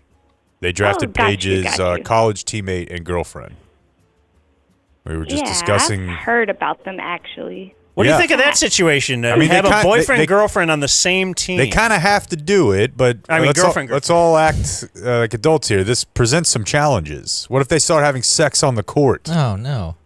Oh, well, I don't think they would do that. But I don't think it would, as long as they can focus on their professional basketball playing, then I think they'll be fine. Do you think it would be weird if two pro football players, like the Raiders have a player they drafted last year named Ashton Genty, they're about to draft a player named Fernando Mendoza. If those two guys were having sex, do you think it would be a story? I don't think it would be weird, no. I feel like everyone is entitled to do what they want to do. Cosign. Yeah. Retweet. I'll bet you they could go to Game Day Men's Health if they were having trouble having sex, right? No doubt. You guys Yes, can help with that? They could come here. All types. Yeah, we help with all types of erectile dysfunction here, yeah. Okay. ED, we like to call it, just to not really, draw attention to it. Okay, I'm sorry. That's okay. But yeah, you guys deal with that. It's not an embarrassing thing to go to Game Day Men's Health to deal with that because they deal with it all the time. Is that right? Yeah. All right. Well, great talking to you. Tell Aaron we said hi. I will, and thank you for giving us a call. Okay. Awesome. And Thank you. go Game Day. Thank you. Bye-bye. There's Bye-bye. gameday.dumbzone.com. Are we done with the show? Oh, no. Now we're doing this. Yeah, the whole thing left. I want to play video before we go. Okay. Is this closing remarks? Yeah. Okay. Because today is Thursday, April 16th. On this day in 1895, owner George Vanderbeck named his baseball team the Detroit Creams. I'm sorry. He boasted that they would become the cream of the league. Oh, See? man. The cream of the league, I tell you. The I love that. Ink-stained wretches, the scribes, the writers, did not like that. And back then, the writers would often just name the teams. And one of the writers headlined a story that said Struthers, he was the manager, the Tigers showed up very nicely. His Tigers played well. And that stuck. Like, do you know how the Dodgers are called the Dodgers? Draft? No. What is it? Trains? Their outfit, yeah. Yeah, in streetcars Brooklyn. and stuff. Okay. Trying to avoid trains. Okay. On Well, this- my wife was kind of blown away last night that she's, I guess, doing Mad Men. Did they wrap? Is this spoilery? They wrapped. He's a draft dodger, right? Like, wasn't that? Because I only watched like half the show, and there was always kind of flashbacky shit where he's like, "I'm in the war." Is that how he ended up on the lam? Is this No, how I they wrapped it up? I thought he had like a switched identity with somebody who was in the war. Is that what it was? Okay. I never did it. Okay, my Yeah, I bad. I didn't thought watch the I show. thought TC did, and I knew Dan did, but I wasn't counting on. I did, Dan, but I don't remember shit. No, I only saw the episodes you watched with that one lady you would bring over to our house. Well, she was my girlfriend, so why don't we not make it sound like I This had random lady. So the reason I don't remember is because on this day in 1943, Swiss scientist Albert Hofmann discovers the psychedelic effects That's what's up. of LSD. Big things going down in Basel, Switzerland. This is my summer of love. Never taken it. On this day in 1947, there was a couple of big explosions in Texas City, Texas. There's a give up. And naming. Okay. Yeah, no kidding. Kind of New York might have. Two cargo. Well, New York's the worst. It's Yeah. even worse. It is tough It's to just explain York. to a kid. We were in York. We just left a place called York. We hated it. Oppression. They wouldn't let us freely, worship our own God. And what do you want to name this place? How about New York? Yeah. What about the city? It's a different one. Anyway, a couple of big ships blew up. 600 people died. This is 1947. They were carrying ammonium nitrate fertilizer. On this day in 1955, Elvis Presley did a show in Dallas. I should ask my neighbor. Tickets were 60 cents for adults, 30 cents for children. On this day in 1972, the Texas Rangers beat the California Angels for the first victory in franchise history. And on this day in 2017, let's go back to Switzerland, where a world record was set for the largest gathering of Charlie Chaplin lookalikes. Uh-oh. Hey, guys. This is 2017. Was just this an end around? I just don't want it happening on continental Europe. Yeah, that's. Have it in Los Angeles. An end around to be wearing your little mustache. They all get together and they're like, "What if we practice walking? Does anyone have an idea for like a specific type?"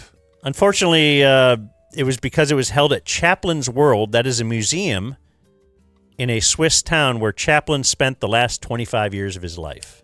Oh, wow. So who knew? He retired to Chaplin? It's interesting. April 16th, Dumb Zone history. What do we have on this day? On this day on the show in 2021, Jake says every team that needs a quarterback will regret passing on Justin Fields. Yeah, the great debate between TC and myself. I still think Justin Fields is good. I think most people who have a brain think Justin Fields is good, but there are a lot of you who don't, so I can't just have you not exist. The last several years have been very tough. I don't know if this is the debate. Like, it's whenever the Bears drafted him, I wanted him to be an MVP. Justin Fields is a great player. But it's gone really, really bad. Standing beside Justin Fields? Didn't he find God and stuff? Well, Couldn't find his receivers downfield. He needs to find himself in the film room. No, he's trash. You're right. And then we also had Hope Troutwine on. Who threw She struck out like 21 people or something. She threw a perfect game for North Texas softball in which she struck out every batter. Where is she? Probably she's a transferred to coach. OU. Yeah. She did, but I think she's coaching now. The first 3 innings were immaculate innings. 9 pitches. 9 pitches, 9 strikes, 3 strikeouts. That's awesome. Is there any level you could do that against? My nephew's team. Yeah. So Blake can against his nephew's team, but do you guys? No, they'd rattle me. And I'd be up there laboring. Good for her. I like to work the edges, so it's tough to get the immaculate inning there. Look, that's not what Greg Maddux was after. Elsewhere, birthdays, Keone Kella, 33. Antonio He's a TPA Alfonseca is 54. He is El Pulpo, the octopus. Didn't he have 6 fingers and 6 toes? On each, having only 6 would be I bad, remember and when I first heard he had about 6 that. on each hand. And I would say that this conversation was carried forth by Oscar Pistorius. But when you learn that someone had another finger and they're throwing a baseball, it does ask the question, at what level of natural human disfiguration would you say you can't play sport? It's an unfair advantage. Like if Goro showed up. They say Michael at the Phelps' NFL body type draft. is very... Yeah, it's made for it. Yeah. So, like, if you had 8 fingers as someone who's trying to learn how to throw a baseball, there's a lot you could do with that. But aren't you also born with a better, stronger muscle that will allow you to throw 95 or whatever? Right. So, where's somewhere in there? Like, You're what if making a distinction. there's a real anomaly? Right. And you're born with a muscle that you can throw 130, like Sid Finch. Right. Like you're born with what the kid had on Rookie of the Year after he got hurt. I mean, it's never happened so far, right? Someone being disallowed from sports because they're too good. Right. And I think that all we I'm just saying is that it tolerate raises the Not question like that the if MLB or the MNBA. Right. Mm-hmm. Where was I? MNBA. Bill Belichick, 74 today. Is he woken up in that special way? He better be, dude. He better be, yeah. It would be super disappointing to learn that he like barely gets pussy. Right. Like he's having to really work for it. He doesn't look like he goes to gameday.dumbzone.com, but he's got to be doing that if he's keeping up with her, right?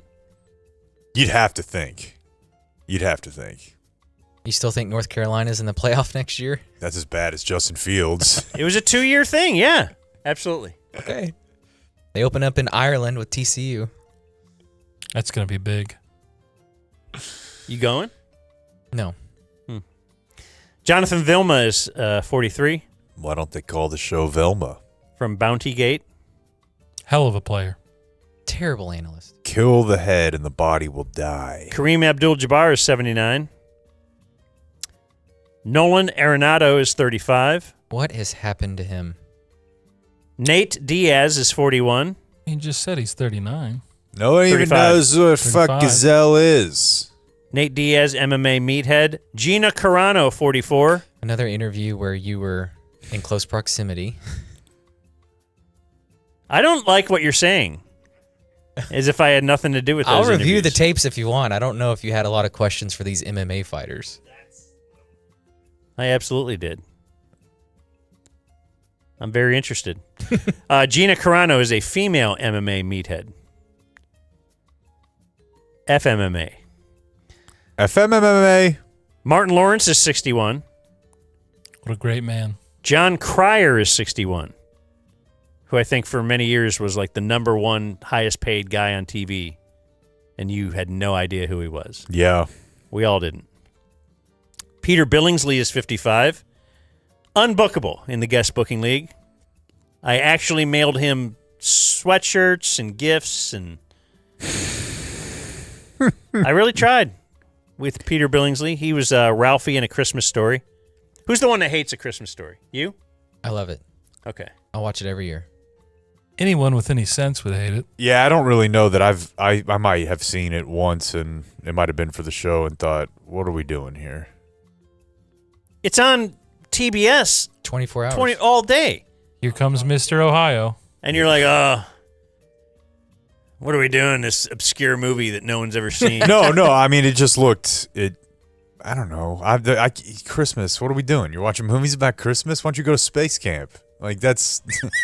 I can't. You're saying we shouldn't watch Christmas movies around Christmas? Well, I mean, When? just in Now? Is now the time? When's the time for general, you? just being like, man, I'm excited about this holiday film. Oh, wait. All right, man. Miracle on 34th Street tonight, Jake's house. Yeah, like how about never? Like they're for women. Get in the spirit. No. And see, this is because Christmas is for women. It's because I was raised in Novelty movies like are for at women? the heart of Christmas. I was raised to Christmas. You were raised in Christmas Town. Yeah. Chance the Rapper is 33. Sadie Sink is 24. Is that? I don't know who that is. Go on. You do. You know who it is. It's Maxine from Stranger Things. Oh, I was going to guess a YouTube fell family. for it. Damn it. That's another thing, too.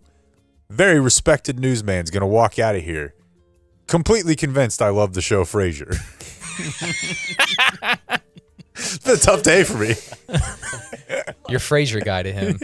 It's a good show. I mean, Shaun He did. think you like it. Review the tape. He started laughing and goes, "It was a great show." He's right. Anya Taylor-Joy is 30. What if that's the thing that ATJ. makes you guys best friends? And I have to like run out this whole play of Yeah, watching you every gotta episode. start watching them. Oh God, Niles is back. I don't recognize. Oh, Queen's Gambit, huh? Did you She's ever in a do million Queen's things. Gambit? Singer today's still alive is Bobby Vinton, is 91. And today's Dumb Zone birthday of the day is Tom Segura, is 47. I would have thought older.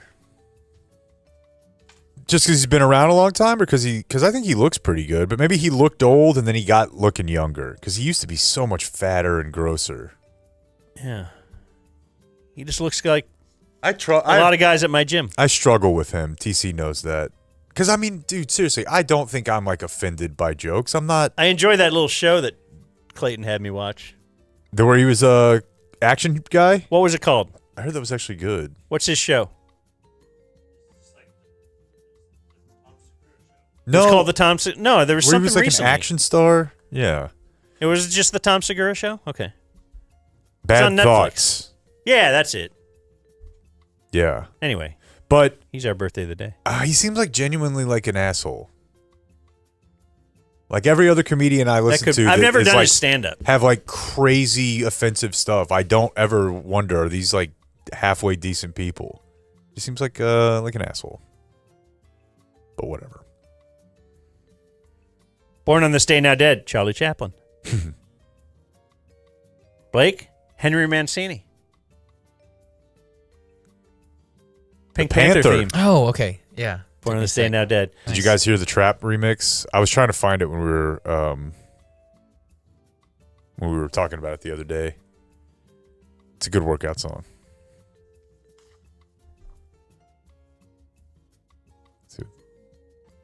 Oh, I thought you were like about to play something. I'm gonna try, but it'll take a minute. You keep going. Oh, all right. Born on this day, now dead, Selena. Oh. Yeah. And explaining the break, Catherine Scorsese. Martin Scorsese's mother. Also, he did a nationwide casting. Sorry, just fired off. I'm sorry. That's what he said to her, right? Get it? The wiener thing? Yeah. Just fired off. We just did Contracting. Game day.dumbzone. Yes, Martin Scorsese did a nationwide search for the best old lady who could be a great actress in this scene. Rigorous. With Joe Pesci. Audition after audition. And he came up with Catherine Scorsese, his mother. But she was wonderful in that movie. We were talking about that before the show, me and KT and TC. It sucks that it even works like that in funny. Like the fact that Tim Herlihy's son is on SNL, I never had a shot. I don't think it sucks at all, really. I mean, it makes sense. You're around it. There's genes involved, but He's good at it. it just when you see it in sports, you're like, all right, I get it. I was Well, it never does going make to do you that wonder, anyways. could there be others that would be good Right. at it too? That never had near the opportunity and would never get near that opportunity. Let's see what this sounds like and if it can get on a Dan workout remix. It's SoundCloud. We'll be fine. Bring it back. I could do this. Yeah. So, I used to work out. I now work out to podcast. I'll be doing It's Just Banter. I'll be doing whatever. I've probably But I lost used some muscle to- mass by switching to podcasts when lifting instead of Right, I'm listening I'm to on the- a fucking to the cue, you Brunigs. bitch. Yeah. But remember when I did the new Kanye, I'm like, I got to do some old Kanye. So then I did the old Kanye to work out, and it reminded me of the days when I would work out to old Kanye. And so I just tried, and it still works. Yeah, working out to NFL films, good. That's good what bit. that's because you told me that. I'm always looking for stuff that might fit your bill. Good bit. I hear Also something great, the Notre particularly Dame fight charged up, song. yeah. A great Yeah. song. That's when you finish your work, or if you're doing running and you're trying to sprint the last lap or something.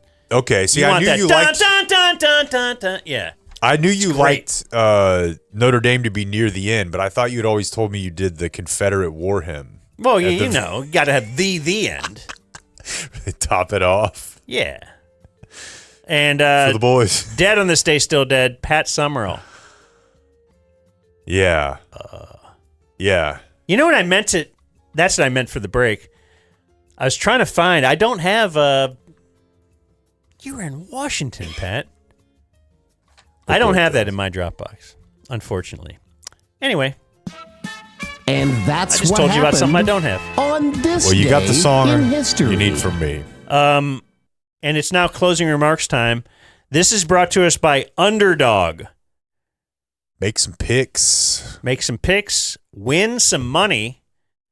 You're guessing some hires, some lowers. You're pitting people against each other. I remember this from last year. Underdog is made for baseball season. It works. It's so much more fun with baseball because there's a game every day, and there's so many different things that you can play with on the hires and lowers there. Pitcher matchups, all sorts of different stuff. So I recommend Underdog primarily during baseball season. And right now we can offer you a special deal, Dan. Before I read it to you, though, I'm just going to vamp here for a second and tell you about downloading the Underdog app and then using promo code DUMBZONE. That'll get you $50 off bonus entries when you play your first $5. Promo code DUMBZONE. So go do it. Here. I'm stylish. What is that? That wasn't me. TC's back there doing stuff. Oh, Yeah, no, I didn't know. I'm learning the position. Okay. I didn't know it would start the video whenever I selected it. So Underdog, make apologize. picks, win money. Download the app today and use promo code DUMBZONE to score $50 in bonus entries when you play your first $5. That's promo code DUMBZONE Underdog. Make picks, win money. Must be 18 plus, 19 plus in Alabama, Nebraska, 19 plus in Colorado. For some, and 21 plus Arizona, Virginia, and present in a state where Underdog Fantasy operates. Terms apply. Concerned to play? Call 1-800-MY-RESET or 1-800-GAMBLER or visit www.ncpgambling.org. AZ 1-800-NEXT-STEP 1-800-639-8783 or text NEXT-STEP to 53342. NY, call the 24/7 Hope line at 1-877-8-HOPE-NY or text HOPE-NY 467369. Barry Bonds. Mary Mons. I want to introduce you to my new favorite athlete because this male volleyball player has been all over my timeline. I'm so in love with it, dude. I'm Me too. so in love with it. And this right here, I know that I've already said, I put in your mind the idea of Fernando Mendoza and Ashton Genty being partners. This video that he's going to play for you makes me wish we had more openly gay players in our favorite sports. Like just bad MFers that were gay as all get out. Dan, have you seen this guy? Show me. He's a Okay, college. so before I play the video, He's a gay player. this kind of was put on everybody's radar when a volleyball broadcast, the color guy said that he should be punched for his antics. Because he'll do a little snap on you. And we'll see the video, but let me see if this will play. Yeah, I mean, for the fact that he's playing volleyball. I'm amazed Jordan Lucas hasn't been popped by somebody. The antics he's making under the net, it's very distasteful. Okay, so then everyone picks up like he's making fun of the gig. I don't know. Anyway, so then people start siding with this guy, Jordan Lucas, and making highlight montages, mixtapes, what have you. Fire the video. Dan, here is the volleyball player. And he'll do his little tiny finger shorts. wags. Talk big T-shirt, Billy. Do spins. Yeah, he like, sticks his butt out. Love it. and he does. He pageant waves at him and waggles his fingers when he walks off. Is he great? I mean, he's obviously. I don't know, but yeah, you could. This is like the. He'll just. Dude, he's just pimping everything like he's a. Like he walks awesome. around like he's actually trying to sell his body. Like he does look like the In Living Color 3 Snaps guy. Yes, yeah, it's ripped straight from his face. Like he's just he's extra zest just to piss people off. Nice, and it is. Yeah. See, I thought, and getting beat by him. We've already gone like a super long show here, so I don't know. Maybe this is a bad decision because I thought you were going to hit us with. Do you know the video that has got everyone fired up in sports media today? There's a girl who is a female reporter, and she is a female reporter for the Mariners, I believe, and she's over getting ready for her post-game interview, and someone filmed over her shoulder her typing into ChatGPT, "Good questions after tough baseball loss." Wow. Now, here's where things get particularly interesting, Dan, is apparently this woman recently had a stroke. Oh. And maybe just back at work recently. So people are like, what's wrong with asking for a little bit of help? You're trying to get back into the groove, or what's wrong with it? But I mean, there's a privacy issue. As I've told you guys, I'm terrified of people filming over my shoulder or like recording, calling your wife Bunny, and they got it on video. With this lady, she's just in the camera bay, and there's a guy, obviously some asshole dude's like, I wonder what she's looking up. Wow, yeah, that's the egregious thing here. Yeah, I thought you'd love this story. But then, especially since quickly I learned that there is a force field and that probably Evan Grant is like, actually, it's not okay to make fun of her. Well, then she's not ready to come back to work. Yeah, is there no one in the Pacific Northwest who hasn't had a stroke that could ask a couple questions? Is it okay to Fetterman? We call this. Is it okay to take a picture of Stephen A. playing solitaire on his phone? Sure. Yeah. But we're all looking at phones, right? Just to see, can we read what's on there? I've taken a picture of a guy's phone in front of me. I've been tempted. Very. It's good stuff. There you go, Dan. All right. Adios, mofo. We gotta go before this becomes a zoo. Thank you for watching my video. Subscribe and type for my name if you want to watch more of my videos. Can't feel anything during sex. Here's why the death grip caused a Venice leak and how to fix it. I was inside her when I felt it happen. We just switched positions within 30 seconds. I went from pretty hard to barely there. She felt it, I felt it. I tried to keep going, nothing. That's when I knew something was seriously broken. It felt like trying to fill a tire with a hole in it. Blood would flow in, but it just leaked right back out. For 14 years I've been using way too much pressure when I'm masturbated. Tight grip, fast pace, done in 3-5 minutes every day. I thought that was normal, I had no idea I was breaking the exact muscle that keeps you hard. The worst part, I could only get hard with rough stimulation. I couldn't get hard going slow and gentle. But if I went hard and fast, no problem.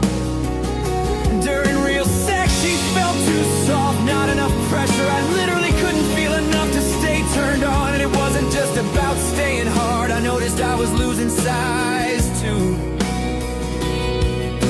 Length and girth just weren't the same. Even when I did get hard, the head would stay soft, not fully engorged like it used to be. Sometimes I need constant manual stimulation just to keep anything going. Sex started taking forever, I couldn't finish from intercourse alone anymore. I even started doing something that made me feel pathetic. I'd have to pull out and finish myself with my hand. Every time the shame was unbearable, she'd look confused. I'd be frustrated and embarrassed. I can't tell it was lessening the appeal of sex for her. The tension in our relationship was building. She'd initiate less, I'd avoid it more. We were stuck in this awful cycle. Here's what nobody tells you. Death grip doesn't just numb your nerves, it wrecks the muscle that locks blood in. There's a muscle called the bulbocavernosus. Basically your body's valve. When it works right, it squeezes the veins shut and traps blood inside. That's what keeps you hard when you use death grip. Two things happen. One, your nerves get trained wrong. You teach your body it needs extreme pressure to feel anything. Real intimacy feels dull. A real person feels too soft compared to your hand. You can't stay aroused from normal touch to your pelvic muscles get locked up. Because you can't feel enough, you start clenching down. They're trying to force more blood in over time. Those muscles get exhausted and weak. They stop working properly. When that valve muscle fails, blood escapes back out. You might get hard at first, but you can't keep it. Change positions, you go soft, slow down. You go soft, relax for a second, gone. This is called Venice sleep. Death grip causes it. I was 31 when my valve stopped working, completely alone with porn and a tight grip. I could get maybe 70% hard. With my girlfriend I'd lose it in minutes. Every position change meant starting from zero. Every pause meant going soft. I'd start okay but just fade over time. Sometimes I'd get these weird half-hard moments randomly during the day. Not fully hard, not fully soft. My body was totally confused, watching her face as she felt me go soft inside her. That destroyed me. I tried everything, more gym time, better food, cut out drinking. Nothing worked because the problem wasn't my health. It was the muscle damage from 14 years of doing this wrong.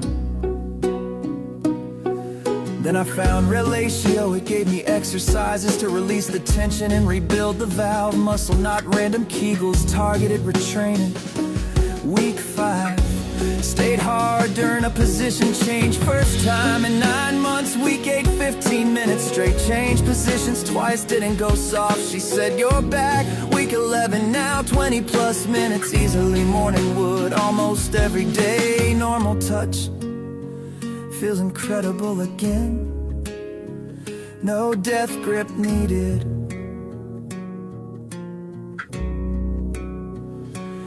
Here's the reality, if you've been using death grip, your valve is probably broken. Those muscles are exhausted, blood flows in but won't stay. And it gets worse every time. Take the 3-minute test, see how damaged your valve is. Get the plan to fix it. I waited until I couldn't finish without my own hand, and she stopped wanting to have sex. Don't wait that long.